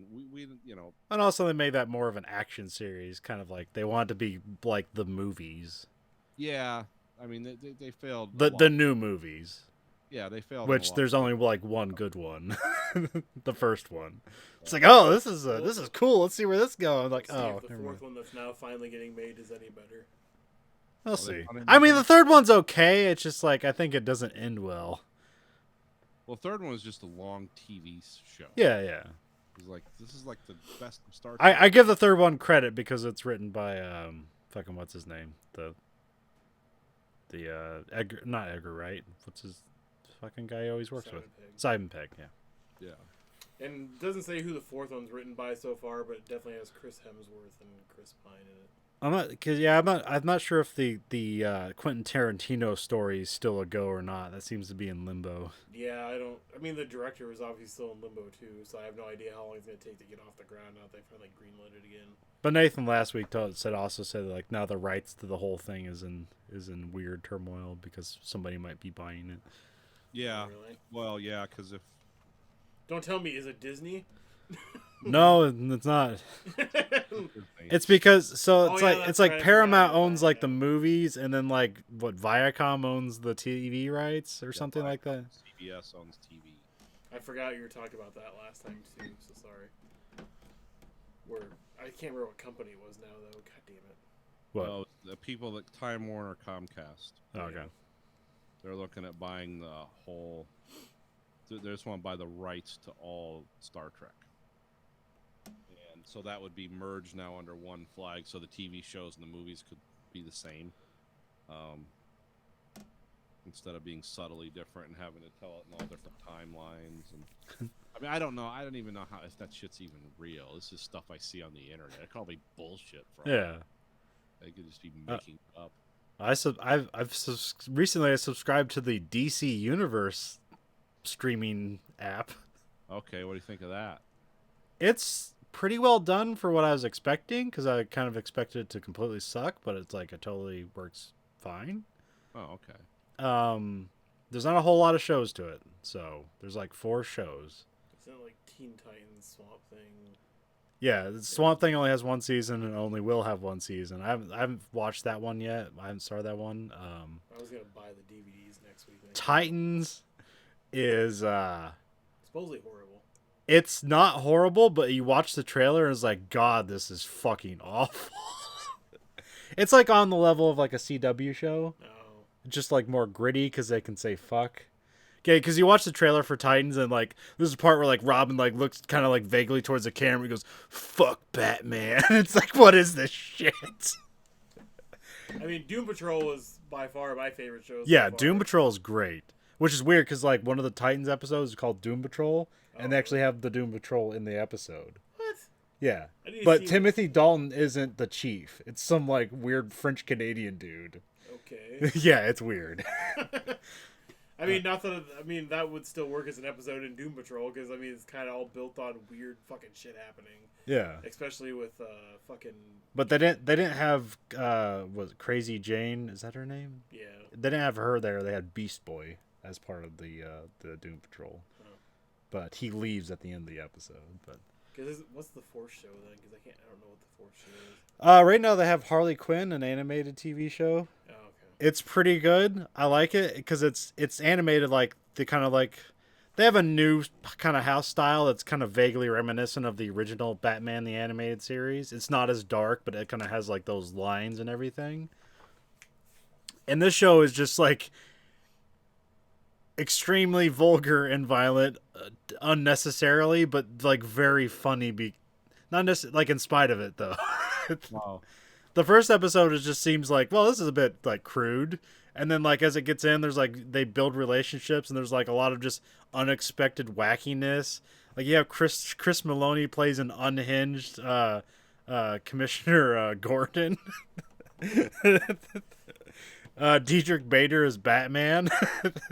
He does a really good job at it because he sounds like Batman, but he has this weird like sardonic humor about it. Because the show's just wacky nonsense. Bane is always getting like fed up with like small things like, oh, they didn't give me extra sugar cream in my coffee. I'm gonna blow that place up. So he's basically just like Milton from The Office Space. Ron Funches plays King Shark, and he's like the tech guy, but he's also like, you know, an 800-pound shark man. Okay. And he has just like the weirdest, funniest lines. Cause I don't know, they just like his character kind of takes in the reality of things, and it, like when he says it out loud, it's just ridiculous. Wanda Sykes plays like this character who like she could control like fairy tales, but like make them incredibly violent, and like she almost like destroyed the world. And they locked her in a book of tax codes. Okay. The Justice League did, and then she's just a talking book, and she does taxes for people. And Harley Quinn was like her friend, and then she's there, and it's just a talking book. And she's like, when they let you out, what are you gonna do? And she's like, the book says like, I'm gonna get my fuck on. And then she's like, now get out of here. I got a 3:00 meeting with an independent contractor who keeps his receipts in an Alf lunchbox. It's so yeah, that was pretty good. Doom Patrol is great. Cause it's like, it's not really like the show pretty much just tries to avoid like putting them on adventures where they're saving the world, and it's more like this introspective nightmare of their lives, but like funny in how it does it. Because there's like Andrew said before, there's like a literal narrator. Like when he's narrating at points, like it's just actually happening in the world, and the things he's narrating are happening. Like he just has this weird fourth dimensional effect on the world. It's weird. Have you gotten how many episodes? I saw them all. Oh, you saw. So, like, probably the best narration one was, like, where he convinces the rat to, like, avenge his dead mother. Yeah. The fucking episode fucking, like, tears apart Brendan Fraser's the character. And, like, I fucking love that show because it's, like, it's serious, but it's also, like, totally campy and funny at the same time. And it's, like... Oh, yeah, because, Brendan Fraser plays this robot, and he just looks like a really dumb robot. The robot is stupid looking. It looks like if you turn an ape into a robot, like that's what he looks like. Oh, they're not But doing supposedly, proper- like, they made the design choices they Planet. made because he's, like, completely indestructible and shit like that. Yeah. Too. But it never really hits on that because he, like, kicks the shit out of all those, like, brainwashed, like, German Nazis Yeah. in, like, fucking South America, but then, like, gets his ass kicked, like, the rest of the goddamn time. Yeah. Well, I mean, he can't feel pain, so it's like, Oh. you know, he just gets stopped. You know, it's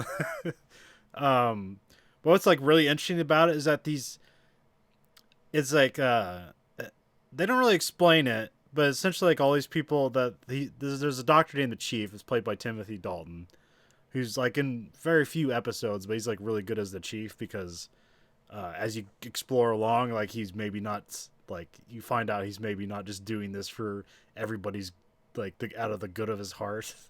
Yeah. But like all these people are like, you know, metahumans, and they don't age, and like they never bring that up until like the last episode, and then like holy shit, that like this whole thing you're asking all the time, it's like why don't they ever bring this up? Because there's part like when like everybody's from like a different decade, like the 50s or the 40s or 60s, all that shit, and then Brendan Fraser's like what late 80s or early 90s. And so he gets put into this robot, and then he feels sorry for himself, and like they just like go 3 decades, and then like everybody looks exactly the same, and then like you realize like oh, some people have been there for like 50 years. They spent the whole time trying to better themselves and failed. Weird, dark Yes. element. I'm just looking at this cast of characters on here. 'Cause I'm not really familiar with any of this. Well, the great thing is, too, like, their vehicle, like, to get the gang around is, like, a short school bus. Or Yeah, it's just a school bus painted black. So, I mean, it's like, they fucking, like, everything about them is, like, dysfunctional and weird, and it's just, like... And like, yeah, it seems like a lot of episodes are like, you know, the episodes where you have to like, we need to save money for the big budget episodes. Like almost every episode's like that episode. You know, like somebody looks in a door and is like, oh my god, what's going on out there? It's like, oh, it looks like a giant dragons, and then they just never point the camera at that. Just reaction shots. Yeah. Because it's like, it's all character based. It's more about the characters and not about them saving the world. Yeah, because it always talks it up, and it's like, oh, these people are gonna save the world, or... Well, I mean, they did like the first time they saved the world. All it is a giant eye in the sky that's deleting things from the world, and then they create another fake religion to go yeah. and spread it, and just like to battle that one fake religion. It's like holy fucking shit! Like it. Yeah, it was very unexpected. Even though Andrew like espoused its how good it was, like I still like had no idea what to expect out of it. So it's pretty good. Really excited. Hopefully, whenever season 2 comes. Yeah, I believe they're getting a season 2 at least. So hopefully. Yeah, good, because I was really hoping it wasn't gonna go the route of Swamp Thing, where it's like. Well, oh, yeah, Titan's got 2 seasons, so. Oh really? Yeah. Yeah, watch some of Titans. I'm not gonna watch the rest of it, but like Titans is not as bad as it looks, but it's still like Not good. not great. So I don't know. It's a weird thing. It's like it's not good, but it's not bad. It's like it's like I don't know. Supposedly, Swamp Thing's actually a good show. Yeah, that's what I've heard. And But that's why I've like it comes out on DVD this Tuesday, and I was like, I'm gonna fucking buy it just because maybe that'll convince them to like revisit it or like not cancel shows right Yeah. away. So interesting thing about the service is like you get like you get the digital comic library too. Yeah. And you can do things like you can watch an episode of the show and they'll be like, here's the comic book it's based on. You can like go right to the comic book. So that's kind of interesting. Oh, that's a good way to cross promote things. There's an interesting thing where they have both. So, you know, like sometimes you watch the credit and you just like skip credit. So they have 2 buttons. They'll have like a previously on, and it'll like you can skip the recap and then you can skip the intro. Like they have 2 different buttons that'll come up for you. But I never skipped the intro for Doom Patrol because I really like the song. The music's awesome for that. Intro. It's kind of synth wavy. It's and the intro is like really well done itself. Like Yeah. that's probably the biggest budget part. Of Yeah. for the most part. Yeah, we blew our budget on the intro. Just sit in a room and talk. Yes, exactly. It's gonna become a single action show. A single action show. Well, because shit, most of it's. What I like about the show too, there is plenty of CGI in it, but a lot of it's practical as well because it has to be. Yeah. Just because based on budget, I mean, you basically have a knockoff Invisible Man, and then you have fucking, I mean, some makeup, but mostly CGI for the woman that like changes form into the Blob and stuff Yeah, like yeah. that. And then just a guy in a robot suit, a guy with a shitty robot arm and shitty thing covering his face, and then a guy in a wheelchair, and then a woman with a leather jacket, and maybe changes outfits based on her personality. That's pretty much all it is. Yeah. It's pretty easy to pull off as far as like actual special effects go. And like the cockroach that wants to see the world in, it's like, yes, die world. it's like The creator has meant for us to destroy the world. and it never really explains like why the fuck did this cockroach talk and why does he want to see the world die? Like it doesn't I don't think they ever really explained that, do they? Not really. I assume the cockroaches just like live forever, and then like I think he glommed when they had the big guy that was destroying everything. Yeah. I think he was like a part of that cult somehow. Oh, okay. And then that's why he was like all about the world ending, because that was like he wanted to bring about the prophecy. But then I don't think he got the memo about the anti-prophecy. So yeah, Doom Patrol, check it out. It's on DVD. Well, yeah, you can get it on DVD, or you can subscribe, or I can give you the pass to the thing, but you can subscribe to Don't say that publicly. DC Universe, which I'll have probably for one more month once I finish like Swamp Is it Thing. like $10 a month or something? Yeah, it's $10 a month. That's pretty much what streaming services run anymore. Yeah. Oh, we ready for Anomaly? Sure. Yeah, I guess we should get to that. All right, let me roll the bump for Anomaly. Everyone ready? Is everyone ready for Anomaly? Show of hands. Previously on Anomaly. Ten of Cups. A member of the team is badly injured while researching the anomaly. How serious is the injury? How will the team manage without them? Randy is injured. How is he injured? Arc Flash. What the anomaly was doing with the light shadows, and the Okay. camera blew up next to his head. Remember when in that episode of the X-Files where the guy would be watching any LCD display and it would be saying normal stuff to him, and then he'd look back and it'd be like, kill them, they're watching you. Remember that one? So, fourth dimensional text that appears in the world. Remember that My episode? balls are twitching. Get out. Three of Wands. A member of the team suggests safety precautions. What setbacks will be caused by playing it safe? On the flip side, a member of the team suggests safety precautions. What goes wrong because they aren't followed? 4 turns. Every time I start a project, it takes like the whole goddamn episode. Knight of Swords. Somebody seizes an opportunity and takes a piece of power in the community. I'm gonna roll my own damn dice. He's almost. Oh shit! What's the? Oh, 7 of Cups. What relationships within the team create problematic conflicts?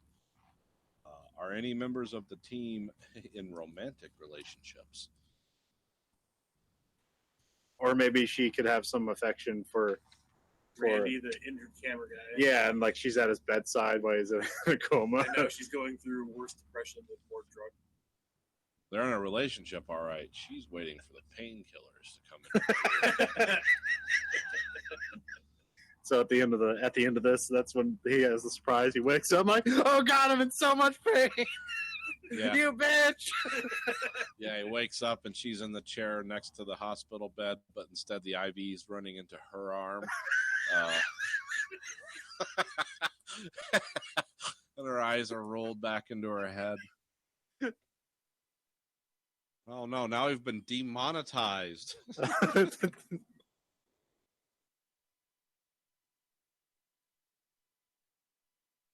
Wow. That it? Yeah. I had 2 weeks to work on it, and I just did it in the last half hour, so I didn't make anything more elaborate. That's when the best stuff happens. I like how the highlights are me reading.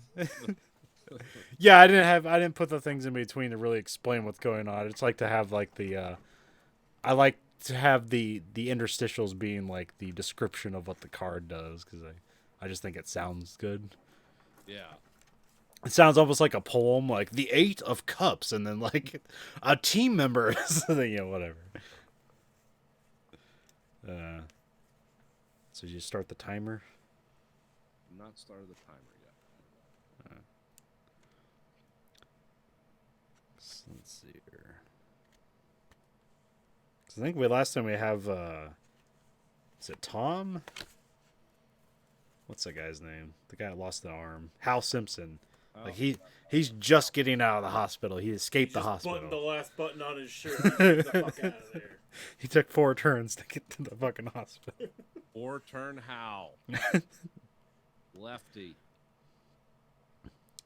And then I have here something like a new team member for the Mystic Society that have 3 turns left on it. So that's the last thing I have. And we have set up that Nomar Garcia Parra is like working with the company, but he's also the sheriff. With These 2 deputies, Ben Ben Affleck Affleck and Matt Damon. who are gay lovers Oh yeah. that can't keep. Well, I haven't officially established that. That was like a possibility, but we can always No, we can always wanna have say- enough sex. I want to say he's fucking Matt Damon as much as possible. So, I like how I want to say like your name suggestions are unoriginal, but like we try to like we sometimes we go through and we're like, yeah, we like here's a new name, but like the only people we remember is like the people you just like that's Ben Affleck and Matt Damon and Nomar Garcia Parra. Like we never forgot those fucking people. Yeah, we have to double check my name. well, I didn't do it on purpose. I just did the Ben Affleck and Matt Damon thing because they're huge Red Sox fans and Norman Garcia Parra. That's the only Yeah, thing yeah. that tied them together. Because I mean, who else would you come up with besides, like maybe Kurt Schilling or something like that? What else are you going to say for Boston Red Sox? I mean, I did come up with Dana Mulder. Yeah. Which we keep forgetting which way to say her name. I did this time. Well, I think I do, but Yeah. I keep saying with Dana Scully or Yeah. what would the other way be? Fox Scully. Fox Scully. Okay, yeah. Maybe It that sounds could like be he fucks skulls. Dana Fox. that could be the new team member Star for of a blaxploitation film. that could be the new member of the Business Society, Fox Scully. A rogue that plays by his own rules. Coming in. Used to be an FBI agent, but now I'm a rogue. Why did I create my own rules? I don't know. I'm a prisoner of my own roguishness. We haven't even started the fucking game. I lost my pencil. My indifference makes me cool and a pain in the ass. that should totally be a character. All right, Andrew, we'll have you go first. Pick a card. It's gonna do the usual thing where I take the whole deck and give you a card. All right. We have the 8 of Cups. Is there like a death or a life card in there or something like Yes, that? there is. Okay. There's a Devil card. There's a Death card. There's like the Hierophant or something, shit like that.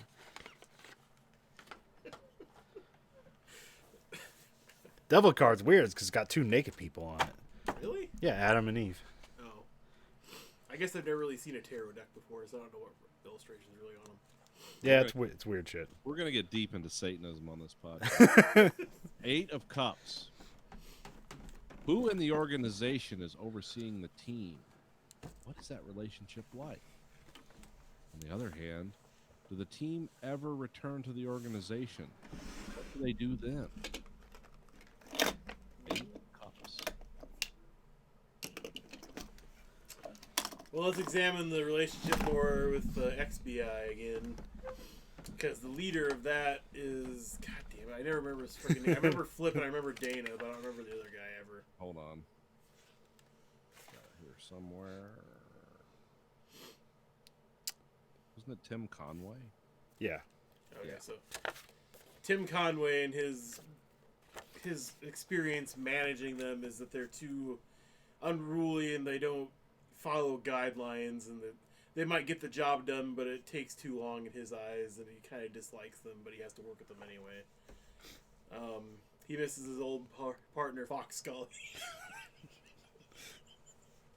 Okay. Sorry.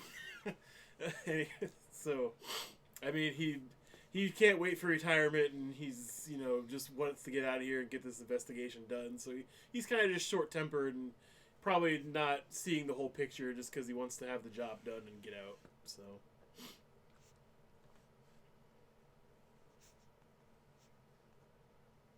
So he's just kind of a bitter guy waiting for the pension. Yeah, I mean, he kind of just goes along with it because he doesn't think these people are horrible. He just doesn't like their methods of working, and he just prefers his own ways. But he's kind of overruled because it's 2 against 1. So. And then, so you can have like start a project. You can advance the anomaly, or we just have Hal getting out of the hospital if you want to do something with that. Yeah, let's have Hal do something out of the hospital. All right. Okay, he's gonna break into a prosthetic store. And he's gonna steal the nicest arm they have. But he's What's the prosthetic store called? It's called Arms or Us? It's called On a Limit of Prayer. A call to arms. It's called. Perfect. What is it? Sorry, what is it? Huh? Call to Arms. A call to arms. I didn't hear what you said. I said it On a Limit of Prayer. So, yeah, call to arms is good.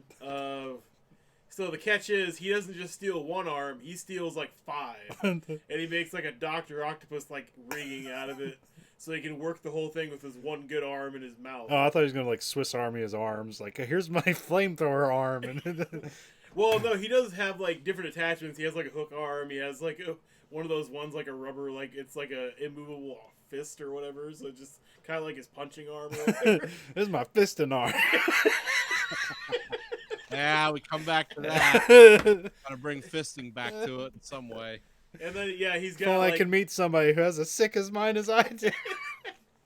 So is this like a Doc Ock like rotary arm? Yeah, yeah. We're talking like. I But does he have like a that- back piece that like holds all these arms? Or Yeah, he's got like something.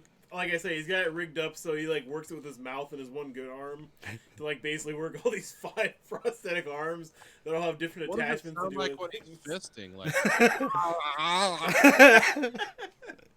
Well, I'm just going with what he could possibly use. No. Are we gonna have like something where like the arm, because of the anomaly, the arms become like slightly independent, but controlled by him? Yeah, like okay, so he has like you know how they have like electronic prosthetics now. Yeah. So he steals a couple of those and like hardwires them up so okay. they can actually like act independently and like do his will basically or their own will. And so that's his go-to arms. That's the one he really likes to use. But he still has the fisted arm and the can opener arm. He works with his mouth and his good arm. so is this like Spider-Man in like lethal mode? Does this come off his back? Well, he figures, you know. Yeah, like are we? Is this just something he just like did for a reason? No, okay, Like, is he so just gonna become evil, or is this to solve a problem? No, this is to solve a problem because his method in life has always been 2 hands get the job done. So if 6 hand gets the job done even faster. Now are 2 hands also for fisting? Yes, they could be. If it's Gotta a clarify. if it's a problem. If it's a We were fisting. This woman is unsatisfiable. The anomaly has opened her vagina to chasm-like love. quick, shove all 6 fists in. Tunnel of love mode. The mote in God's eye. Will she achieve orgasm? What's the anomaly of this? I rolled a 3. She achieves orgasm. Okay. Hi, Mom and Dad. They shut off after the political talk. Oh, yeah. Okay, I guess, is it my turn, or I don't? No, I'll just go me. The Wheel of Fortune. All right. Pat Sajak, what are you gonna do for us? I'm going to deny climate change. Vanna 'Cause my White. parents were immigrants and I shouldn't have to pay taxes. Let's see. Wheel of Fortune. The anomaly baffles all prediction. Roll all project dice. If there are no projects, everyone at the table starts a project. Okay. Get ready for 4 turns, Andrew. Okay. Well, My I think the only project we currently have is New team member for the Business Society. yeah, Mystic Society team member. Should So have 1 turn left on it. yeah, well, I have 2 turns. Okay. Oh, so yeah, Duke Derby. Wait, no, yeah, 1 turn. Yeah, because it started. Yeah, so we have 1 turn left on that. So should we all start a project, or what's the other thing that we do with current projects? Let me read this again. Anomaly baffles all prediction. Roll all project dice. That's in big bold letters. If there are no projects, everyone at the table starts a project. So we currently have a project. So I'm assuming that means we re-roll the dice for that project? Yeah. Yeah, to see Okay. how many turns it takes now. All right, we'll reroll it. See. What is the current project, by the way? New team member for Mystic New team Society. member, okay. I got 2. So now you take 1 more turn. Yeah. All right. Okay.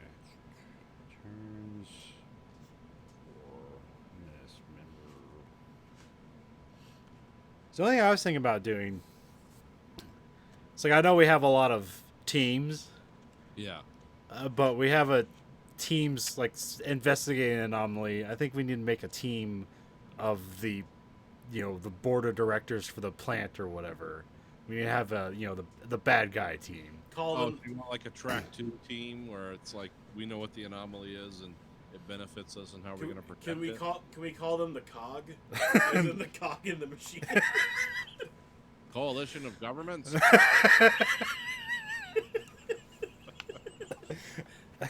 Anya! Bring in the hammer of dawn! Alright,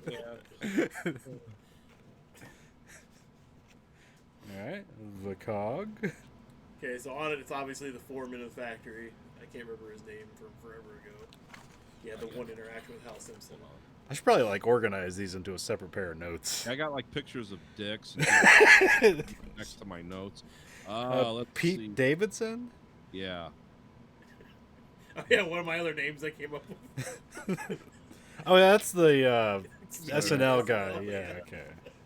Like he said, very unoriginal, but it does the job. Okay.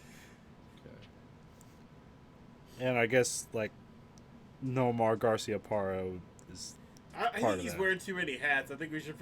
He already has 3 things he's doing. Okay, so he's not going to be on yeah, that he's board. not going to be on that. We basically just need we cut to a shadowy, almost like the war room from Star Chamber. Star Chamber. Yeah, you just want guys that you don't see their faces. Yeah. Okay, yeah. Faceless men. You just see hands, and then Board they. of directors. Yeah. So 3 more people, 2 more people. Yeah, we don't have to reveal them yet, but yeah. So what do you want? How many people do you want on the board? 6. 6. Okay. 5 more mysterious people. So 5 more to reveal. Should we make that a side project or another dice that we reveal a new board member? Yeah, we could do that eventually. Well, I got dice here. I can just roll them. Yeah. You want me to roll them for each 6 to have different times, or just roll 1 for each time? Have 1 project for 6 different projects, or Well, just I mean, they have the same goal. They just would have different means to achieve it. Because they all want to keep the anomaly going. They're all interested in making money. I mean, I don't know. We could do all 6 of them at once. Maybe. I'm not sure. Well, maybe Alright. you just have the. well, I was just gonna roll a bunch of dice and then have each one as we go. When the time comes up, we would just reveal a new member of the board. Oh, okay. I see what you're saying. So you just want to put a timestamp on it. Yeah. Okay. Here, yeah, I'll just write these down. Let's see here. We'll have board number 1 is Pete, and then do you want to roll these dice? Yeah. Okay. me to come up with a? I mean, they stand by on a name generator. We don't have to yet because they're gonna all have. Okay, so the first one's revealed in 2 turns. All right, 2 turns. Second one's revealed in 1 turn. 1 turn. Hey, I'm not good at rolling dice. 6 turns for the third guy, or Alright. woman. And 5 turns for the 4th one. And 1 turn again for the 5th one. Oh, no, that's all because we are Pete's Oh, already yeah, one that's of right, them, yeah, so we're good. So 2 more and reveal next So next turn we have 2 people we get to reveal. Now, should these be existing characters or new characters? No, new characters. Okay. I mean, really, I just want to like have something to do because like we just have like things happening with the anomaly, and now we want somebody on the end of the bad team. It's like, you know, they have to like, how are they dealing with it? It's like we have to stop this as well, or no, keep it going, like suppress this. You know, just have the antagonist. So, all right.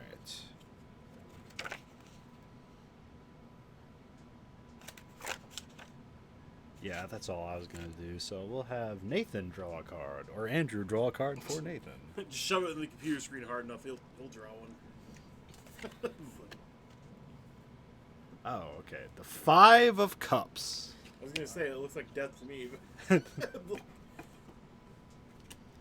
5 of Cups.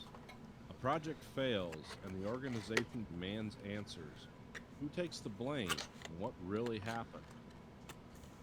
Okay, on the flip side, the organization pulls critical support. What does the team no longer have? That's weirdly written. The organization pulls critical support. What does the team no longer have the resources to do?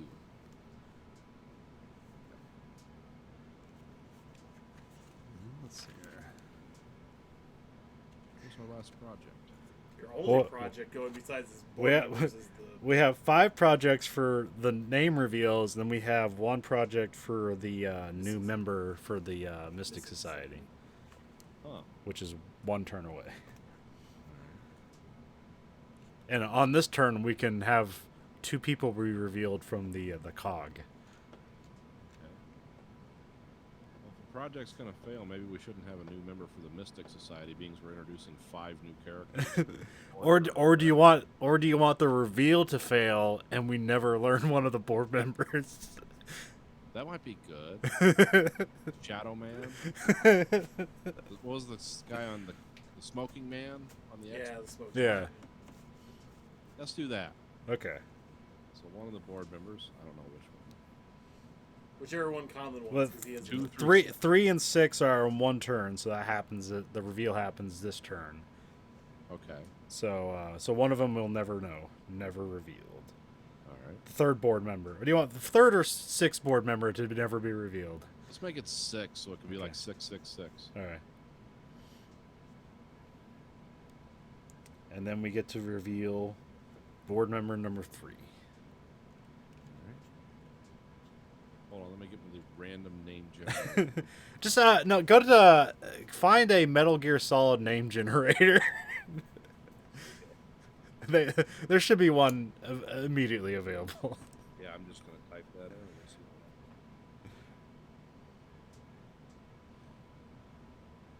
I'll probably be like Stalking Seagull or something like that.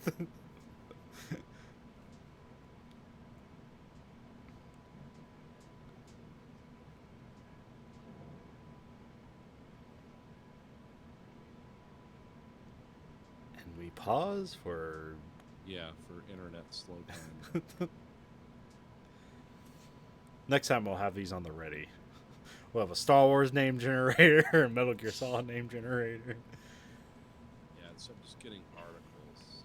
Oh, okay. I'm gonna go to. Just go where you're gonna go.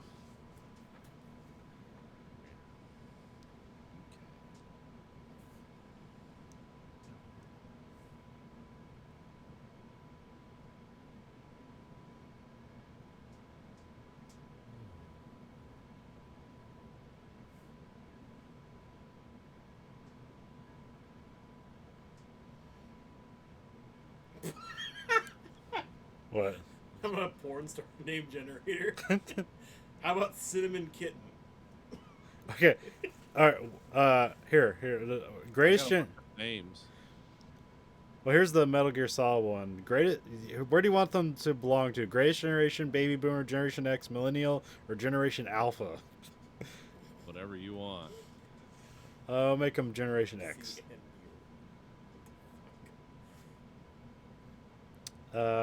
What do you currently do in life? I work in office. I don't work in office. Full-time student, traveler. Good question. I'm still trying to figure that out.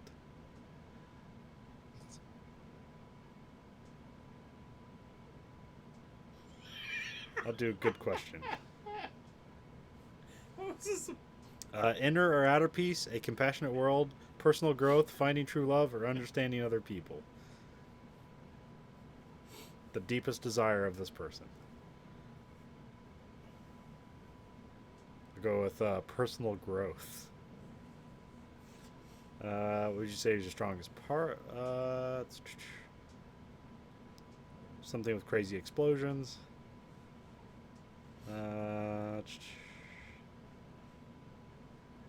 Fix things.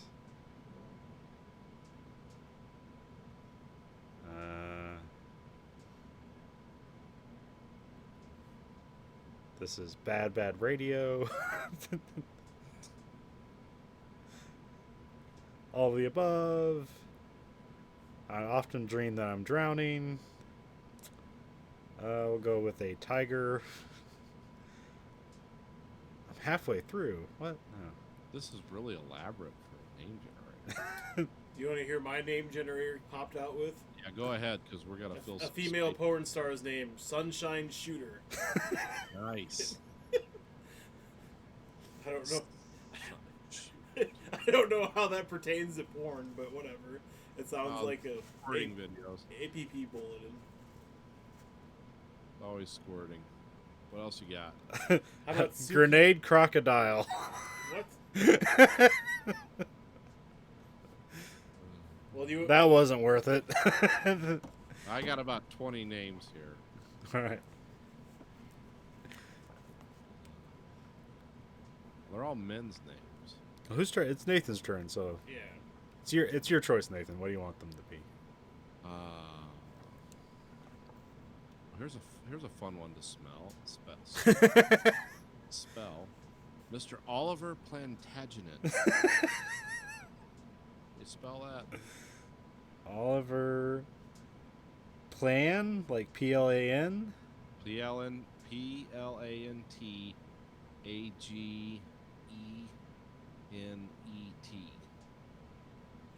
Okay, Mr. Oliver Plantagenet. Plantagenet.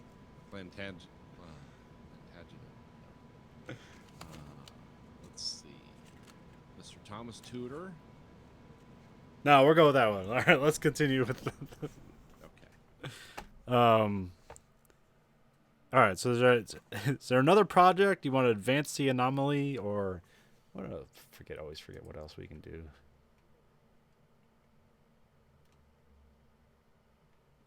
Start a project. Acquire or lose something, secure or endanger something, add a fact, or the anomaly does something weird. I always like the anomaly does something weird. Well, I mean, it's an anomaly, so I mean, the anomaly does something average and ordinary. Well, I mean, I already have it like sending weird messages through the electronic billboards and random Uber cars. and things.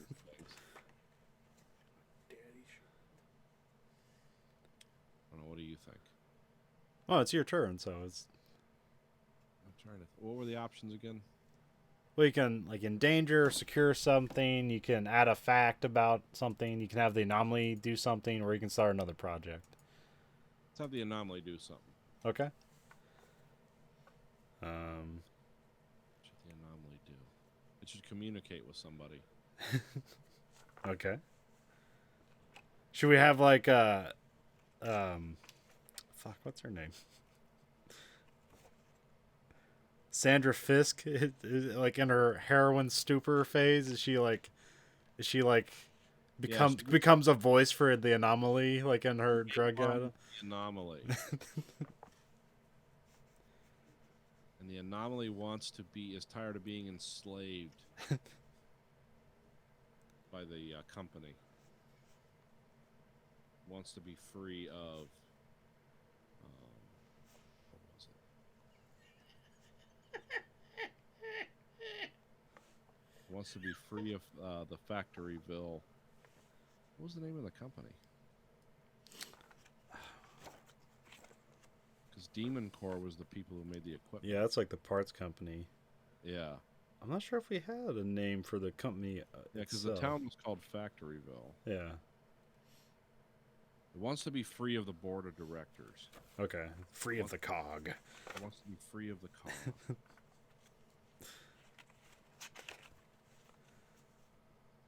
I don't know if she should directly communicate this or do it like a cue drop where it's just a bunch of random words.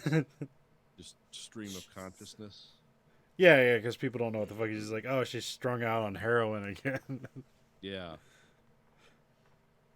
No, it's like the anomaly. Would you say it's like, is it like a legion? Is it like a bunch of voices coming together as one, or is there like one voice at the top of all of it? No, there's one voice at the top. Okay. And everything else is kind of a tentacle of the anomaly. Okay. So I guess we're all right. Now we're back to Andrew. Okay. I just found the best fake name generator. Okay. Witness protection name generator. It gives you your location, a fake social security number, fake card, what car you drive, your geolocation, your web browser history. Oh. It gives you all this shit. Yeah, we All don't you even have do to is play put in the age range, and it gives you all this shit, your address, every fucking thing. We don't even have to play the game or just have it do it for us. We have what the fuck is this? Oh, the 5 of Pentacles. This is our first Pentacle card. Oh. I guess I didn't realize we hadn't touched one of those yet. We had so many wand cards in the early coins. Well, yeah, there's been wands and cups. Yeah, we've had a couple swords. 5 of Pentacles. The locals have a legend that might be connected with the anomaly. What is it? Or how do the locals feel about outsiders? Let's go with the legend, because that's more interesting. It adds more backstory to this. So, we're in the Midwest Rust Belt, and I mean, all that stuff was taken over from Indians and, you know, from genocides or other things that went on. So that's kind of well-treaded territory. Maybe we can do something where it's like they believe in a god so strongly or whatever because of like some event that happened in their past, and they feel like the anomaly is God. Basically, like they don't fight it, it just keeps growing and changing and being a bigger part of their lives. Is this like the townspeople? Yeah, or the like townspeople, okay. like the history of like the event in the town. Oh, it was like old. Yeah, like the town has grown around the entity, and the entity is adapted to, you know, whatever era it is, as far Okay. as like helping the town survive or still be alive. Like the entity feeds the town, and the town feeds the entity. It's a symbiotic relationship.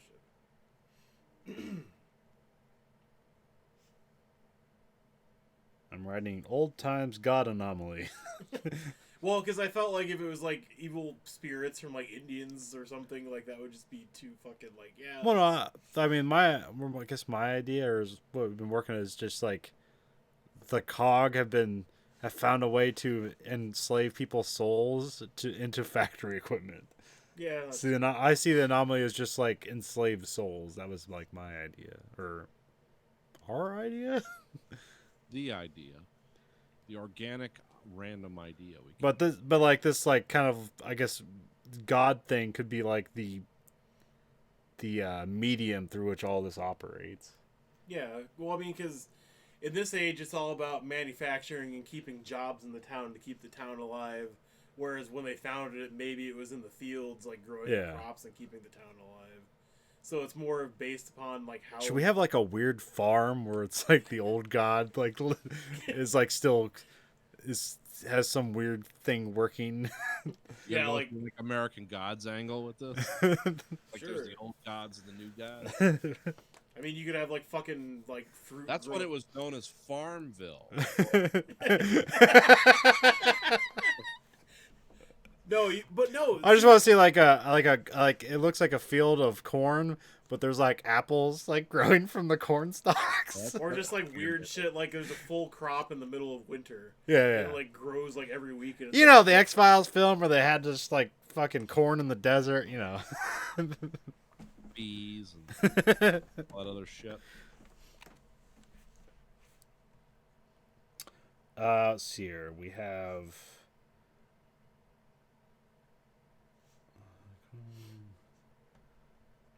We have two things happening on this turn. Okay. So we get to reveal another member of the COG, Okay. and we have the new member of the Mystic Society coming in. So so the cog, the last person was a man, right? Yes. Yeah. Okay, so let's make it a female this time.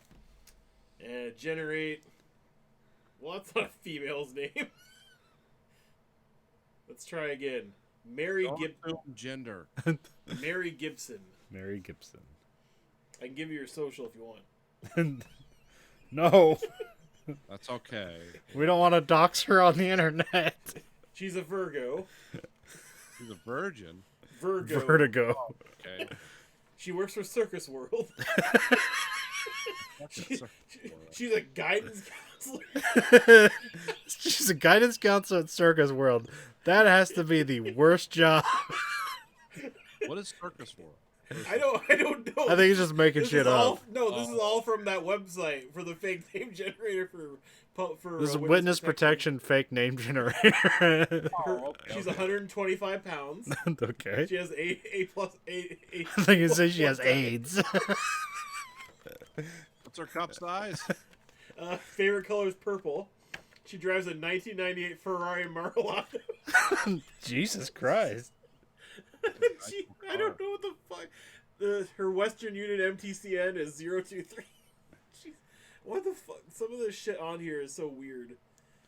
Okay, so yeah, that's the board member. Okay. Let's just say she. Okay, so what was the last board member's job? I'm sorry, wasn't paying attention. No, we're just revealing the board. We Oh, didn't you necessarily like, have go into jobs. The backstory, what they do in the town. Yeah. Or anything. Okay. And then We the just new- needed a, we have this, just have an antagonist group. Okay, so the new team member for the Mystic Society is just replacing Randy. I take it. Yes. Okay, so let's have another guy butt heads with the other guy. Nathan, do you want to do the honors since it's your society? Yeah, I can come up with something real quick. Yeah. Hold on, I'm writing in Randy replacement. Going to be. Who's our name?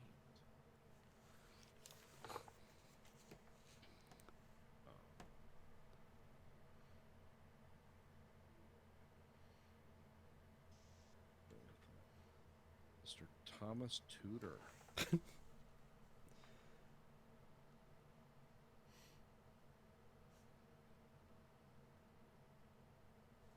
Tutor, or was there a D in No, there? Tudor. Okay. That is time. Oh, okay. All right. 30 minutes flew by. Well, especially when you're talking about Dr. Octofisting. Dr. Octopus. What is Dr. Octopus fist? Octopus. Exactly right. Stretches out that octopus really wide. All right. Good so- thing they had all that lube there at the medical store. Right. like, Lube is your friend. Never forget that.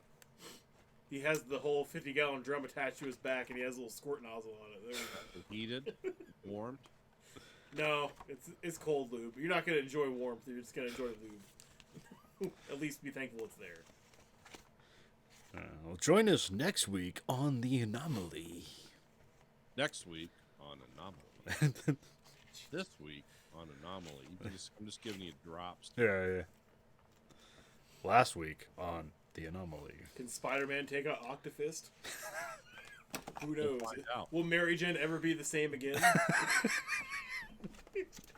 What about Sandra Squirter or whatever your porn Oh, name? Sunshine Shooter. Shooter, yeah. Which I don't know how the fuck. Like she's from the Sunshine State and she blows a squirt like no one's business. All right. So I'm guessing we have time to talk about Laundromat, or you guys? Yeah. Okay. Yeah, I think I'll- so. Sure, I got time. All right. So we'll all watch the movie this week. Netflix's The Laundromat. I didn't realize till the end of it, a Steven Soderbergh movie, Steven Soderbergh joint. which makes total sense. I thought this was like the fuck. Like similar along the lines of like the big what's that? The big Big Short. yeah, Big Short people, but it wasn't that. No. Yeah, I've never seen that movie, so I didn't have. It's great. Oh, okay. Yeah, it's a great movie. It make you angry. It's done by like people who like Adam McKay, like the Anchorman guy. Mhm. That's who did that. He also did that. What was that recent? He did that Vice movie about Dick Cheney, which I heard, middling things about. So Yeah. Well, because I wanted to watch Big Short, but I read a whole book about it. Was pissed, so I didn't want to watch a movie about the same thing. oh, did you just read the book it was based on? Well, I read a book about the whole mortgage crisis. It wasn't. Oh, based okay. It wasn't what the movie was based on. Oh, okay. But... Yep. Anyway, this movie is really well done. Like, I was very impressed by just one, kind of like the over narration of it and the way it was shot, like different camera angles and stuff. Like, I wouldn't say the movie is like great, but it's definitely not bad. I mean, it's a Steven Soderbergh movie. It's like a pretty short, so. But Steven Soderbergh's kind of like all over the place. But yeah, it gets the job done in some interesting ways. This I mean, one reminds me of a '90s movie. What's that? Just a lot of cuts, a lot of narration, a lot of sardonic narration. Oh, okay. Very similar to Fight Club, but about financial stuff. Yeah. Yeah, it's not necessarily like. It's not really necessarily a central character, although Meryl Streep is like the character you start with and the character you end with. Yeah. But there's a lot of different stories. There's like the weird one of like what's that one dude like?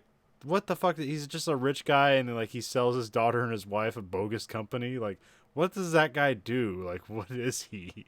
I always got the vibe he was like some kind of African warlord. Or... Yeah, that's what I was assuming, but I actually don't know. Well, that's the thing, though. They preface it before they go into the story that not all their clients are bad people, and he's a good person. He's just trying to provide for his wife and daughter, so I don't know if that's... Well, I didn't know if that was like another sardonic thing. Is like that's what they say about their clients, but really it's just total bullshit. Yeah.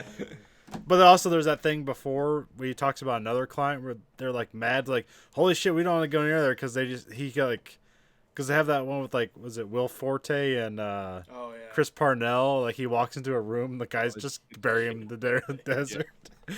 I like how they fucking like talked about Neil Diamond running around the jukebox. That's the best joke of the movie. But yeah, I mean the movie makes you really mad at the end of it because it's really based or loosely based off real things that happened. Yeah, this is about the Panama Papers, where it's basically just a bunch of shell companies for tax avoidance, but also this shows how it's like just general avoidance of any kind of responsibility whatsoever.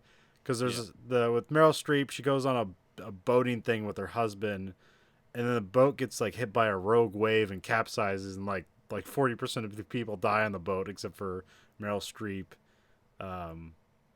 And I thought that was the interesting thing with David Schwimmer, because like they don't make him like evil, like he's trying to avoid responsibility. It's like, well, we have insurance and we're definitely going to make a payout. And then like the company, he tried to save money by switching to this different company, and they're not going to pay anything because they like backdate things to say like that they weren't with the company at the time of the accident and shit like that. Yeah. Yeah, it's essentially fraud. Yeah.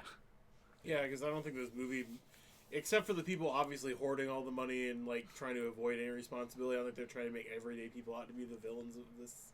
Yeah. Thing. Well, I'm not sure how much like David Schwimmer is like an everyday guy, but he's like a business guy, but he's not like the evil business guy.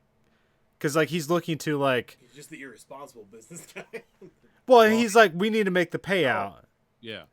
But the company that's supposed to be responsible for this just is not going to be responsible for it. Yeah. Yeah, I like how didn't they get like Robert Pattinson to like fucking be the boat captain and shit for like a little bit? Oh, I didn't notice that. Yeah, so it's like, wow, they really pulled like different. Oh yeah, the the Team Robert 1000. Pat- yeah, Yeah, Robert That's his Patrick. name, right? It wasn't. Was it? Robert Patrick. Yeah. Oh, Patrick, not Patton. That's why. Okay, sorry.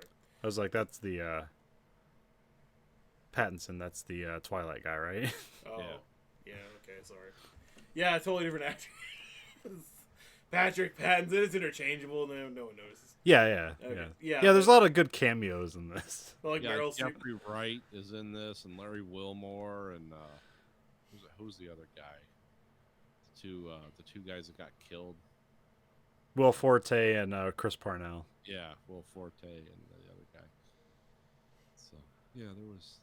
I Like, mean, this movie kind of had a weird, like, frenetic style. It seemed to jump around a lot. Yeah. I don't think Meryl Streep was utilized as fully as she could be.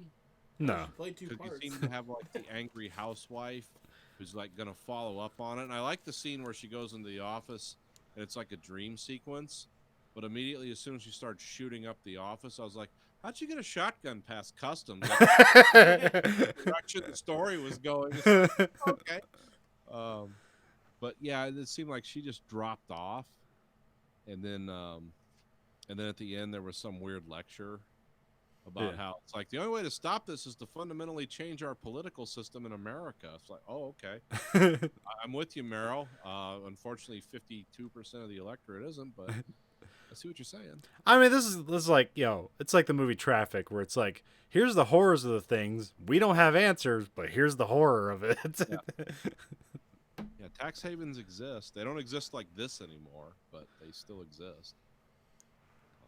Yeah, they always will. I mean, rich people always find a way to hide their money or to hide what they don't want to be taken. Well, from. as long as you have, it's like the one guy, the Gary Oldman character, the Jurgen Mosak, was basically said about a lot of those little island countries. It's like, what are you going to do? Go back to harvesting coconuts? This is the only thing you can do is create bizarre tax laws and have all these shell companies down here because, tourism isn't getting it on the 5,000 square foot island. So, Well, and at the end of it, it's like, well, we don't need this items because we have Connecticut. Or was it Connecticut or was it like Vermont? It was a bunch. It was Connecticut, Delaware. Wyoming, Idaho. Delaware, okay. Yeah. yeah, because all the stock certificates I have for Ford, it says right on the, because I knew as soon as they started saying this, because it says right on the bottom, incorporated in the state of Delaware. Because isn't that like the buildings they're trying to blow up in Fight Club? No, those are the credit card companies. Oh, okay. Yeah. Have all the records of what people owe. Okay. Yeah, but speaking of Fight Club, this movie reminded me a lot of that. Like the sardonic dialogue and then the horrible things happening in the real world. This movie was not very well liked, though, believe it or not. Well, yeah, it's kind of all over the place, but Yeah. it's still like an interesting presentation on this stuff. Well, yeah. Yeah, what wasn't like, what did we watch last week or the week before? 5 Underground? Or Yeah. Oh God. Yeah. Yeah, it wasn't that. It was better than that. I was least engaged with this. Yeah. I thought Gary Oldman and Antonio Banderas made interesting, like, narrators. And I didn't realize that Meryl Streep was like the other character until like the end where she like starts like reaching for like the fake boob or whatever. I was like, oh fuck, that's Meryl Streep. The Greek lady or whatever she was in the office. or is that? Hispanic lady or whatever. Yeah. Oh, Hispanic? Okay, I thought she was Greek for some reason. Well, Yeah. she's like an office worker in that like wherever the Panama, and then because like the one lady gets electrocuted. 25,000 companies or something. Yeah. Yeah. And they needed a new like person to just like sign their name on papers, and it's Right. And like I didn't know if that was supposed to mean anything. Like, oh, Meryl Streep's character infiltrated and she figured things out, but that's not what it's supposed to be. No.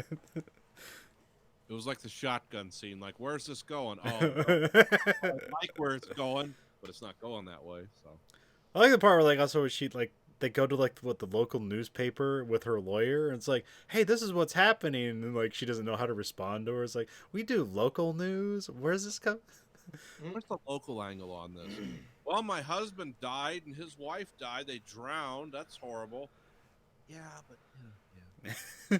I don't understand what you, because whenever you talk about financial stuff like this, no one knows what the fuck you're talking about. Yeah. I mean, I had to read 9 books about the financial crisis. I still don't understand it. As a matter of fact, my son was asking me about it today. It was like, what really happened in 2008 that fucked everything up? And I was like, well, a lot of people either did 2 things. They bought houses they couldn't afford, or they took equity out and spent it all on whores and cocaine. And then all of a sudden, nobody can pay their mortgage and the whole thing collapses. And he's like, no, Dad, tell me what really happened. I was like, that kind of is what really happened. And then the banks lied about it and said, well, just, my favorite story was when the guy said when people were taking all the equity out of their homes, and especially on the coasts where some people were taking $500,000 in equity out and just refinancing the whole home. The guy said, well, just make the first 3 payments, because if you don't, they'll pull the folder on us and we'll all go to jail. Real conversation someone had during the mortgage crisis many times. It's like, wow, that's fucked up. Okay. So, yeah, that's how I explained it to my son. And basically, he took away from it. It's like, it had something to do with hookers and cocaine. All I got out of it. That's what Dad told me. Like, I can tell you what tranches are and bad investments, but, that's it. I don't really exactly understand it either. And I can understand why this movie didn't connect with people, because if you don't know what tax havens and shell companies are, even in the loosest terms, it's not going to make a lot of sense. Well, I mean, it tries to explain it it does try and explain it for pretty much an idiot, basically, in the beginning of the movie. And I think it does a pretty good job of, telling you what it is and what it's going to do. I mean, it's all simply for tax avoidance or just to hide assets you don't want known and to safeguard them in case, like, hey, you get divorced. Hey, look, you don't have to pay all those assets out to your wife or whatever. Yeah, those bearer bonds you have, they're worth $37 now. They were worth $20 million. That was the weirdest thing, is like when like the whole thing she's talking about, like, you own this company if you hold these pieces of paper. And at no point does she ask, like, what does this company do? What am I now the head of? She's just like, this is worth money. I'm going to go cash it in. It's like, that made no sense whatsoever to me. It's like, what does White Cloud do? Where is it? What assets does it have? And it's like, nothing. Well, like she said, she's an ethnic something major. Yeah. She doesn't understand any of it. Yeah. Yeah. So, I mean, she's already screwed by her bad college choices. Like, twice. I'm sure I'll tell you something about, like, the real estate stuff. Like, one of the reasons... I mean, you've heard about, like, London real estate and New York real estate, where it's all oligarchs that own it now. Yeah. And you know why that happens? Because they're trying to hide their money from the taxes in their own country. So they... Well, not just that. It's a way to get money out of the country legally. Like, if you buy a $20 million apartment in Manhattan or whatever, well, that's an asset you can hold on to. So when the next coup or whatever comes, you can get out of the country. And then you can turn around and sell that or rent it to somebody or whatever you got to do. Yeah. It's like a hard asset. And like in America and England, you have something called an investor visa, where if you're bringing more than like $2 million into the economy, you're automatically, your passport's stamped. You come into the country, buy real estate, all this. That's why it costs so much to live in California and New York and places like that, because these people come in, who may or may not have committed war crimes somewhere else, and they can buy really expensive things, and they're getting right in on a visa. And some of those visas, they'll make weird deals with them, like, oh, this is a no extradition, visa that you can parlay into citizenship because you have $100 million. Welcome to America. That shit's all real, by the way. I mean, I'm describing it very simplistically, but yeah, this kind of shit happens all the time. That's why you have all these apartments nobody lives in, because it's just a hard asset where they can move money out of the country. Because it's not like you're coming in, like if you try to fly into America with a bunch of money in a suitcase, you'll be arrested. But if you come into America and buy real estate for, $5 or $6 million, that's fine. We'll give you a visa. Well, welcome to America.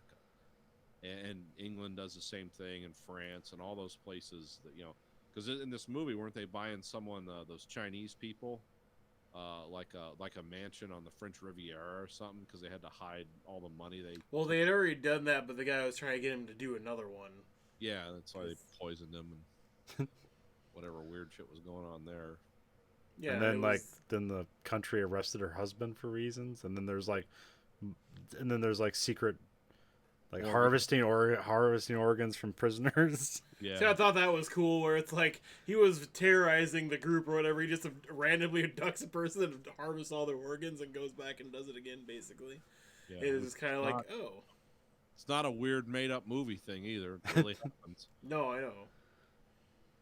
But at the same time, it's like, wow, that's really extreme. How did you get to that angle to stop that terrorism group against the state of China, just abducting them and stealing all their organs? That's one way to stop the problem. Harvest all their organs, they're not gonna, gather up to bomb you. Oh yeah, why would you just kill a person when you can like kill the person and also make money off of them?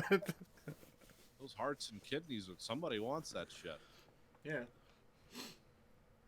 And when they don't, a large part of the third world's fucked. That's why they don't want cloning. Because they know, like, oh, if they can start cloning organs, what are people in the third world going to sell to us? Think about that. Just let's have a moment of silence to think about. I that. thought it just meant like if you get cloning, they're just like all we're gonna do is make parts for rich people. Yeah, well, essentially, I can't buy kidneys from China. I don't have that kind of money. That's why I was always baffled. Is like, why did Steve Jobs die? He needed a pancreas. Couldn't he buy one? He was a billionaire. Maybe he had ethics. Well, I know I don't know why. That's why I snickered at that. something with wrestling that's been kind of interesting. So Rey Mysterio, who's like he's been wrestling since he's 19. He's like in his mid 40s now. Yeah. And like he came back a few years ago and he's like, he's missing a step. And then like all of a sudden, like maybe half a year later, it's like, oh shit, this dude's like 45 and he's like basically like 90% of when he was like 19. It's like, what the fuck happened? And it's like he had spinal stem cell treatment from Colombia and it basically just fixed everything in his body. Yep. And now there's a bunch of wrestlers who are in their 40s getting spinal stem cell That treatment. seems like a Rey bad... Mysterio is my exact age. 45 years old. Of course, I can barely walk from my forklift to my car. This thing's jumping off the ropes.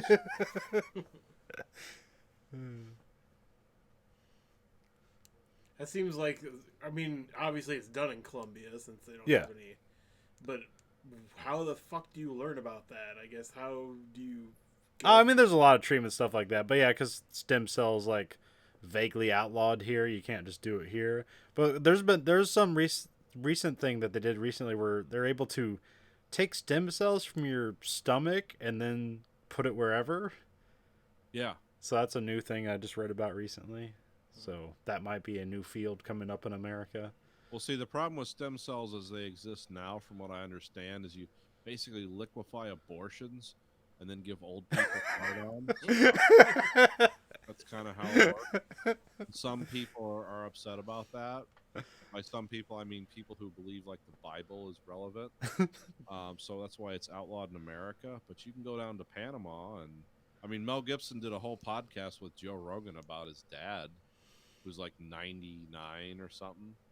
And he took him down to, got him stem cell therapy.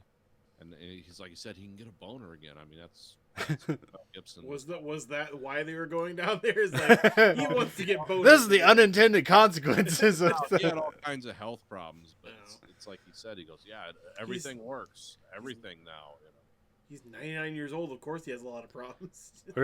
I remember from the Rise and Kill First book, there's that some weird person who's just who like every year, because she's fucking rich, she just had like a complete blood transfusion, and that's how she stayed young. Yeah. It's like, that's weird. It's like, I'm just gonna give me all these young people's blood and put it into my body. Well, remember, what was it on Silicon Valley? The one billionaire guy had the guy that was just coming over and giving him blood all Yeah, yeah. He was like a drug addict. All it. So he was trying to stay young by getting this young guy's blood, but this guy was totally like smoking pot and eating like fried food. I mean, they'd never proven anything about that. Like Queen Elizabeth used to do weird shit like that, and I mean, the one back like 500 years ago.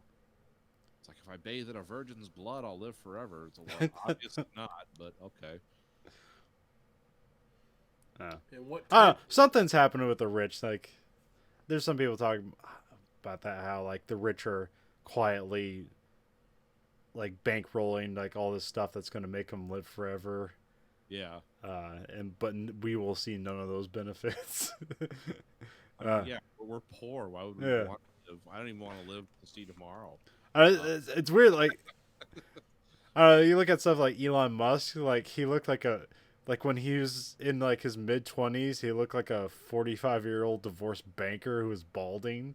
And now he looks like, like Tom Cruise in his 30s. It's like, yeah, something happened there. Well, it's like the halftime show at the Super Bowl. Did you see that? Yeah. They were saying how like Jennifer Lopez is like, this is 51 now. It's like, yeah, every red-blooded American male would like to fuck her.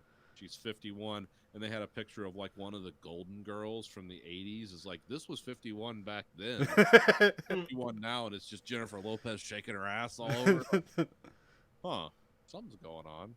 That or people are just eating better. Yeah. There's the better information out there. So 500 chicken McNuggets. I mean, I'm not following any of that information, but some people are living better. Can you imagine if they came to you and told you, "Oh yeah, you can live forever. You're gonna be like you're 20." But it's like, wait a minute, I gotta live forever. Yeah, you're gonna live forever. It's like, I gotta keep going to work forever. Oh yeah, you're gonna live forever. It's like, but I'm not gonna be any better than I am now. Like, I'm not gonna be any smarter, faster, or have a robot dick or anything. No, you're just gonna live forever.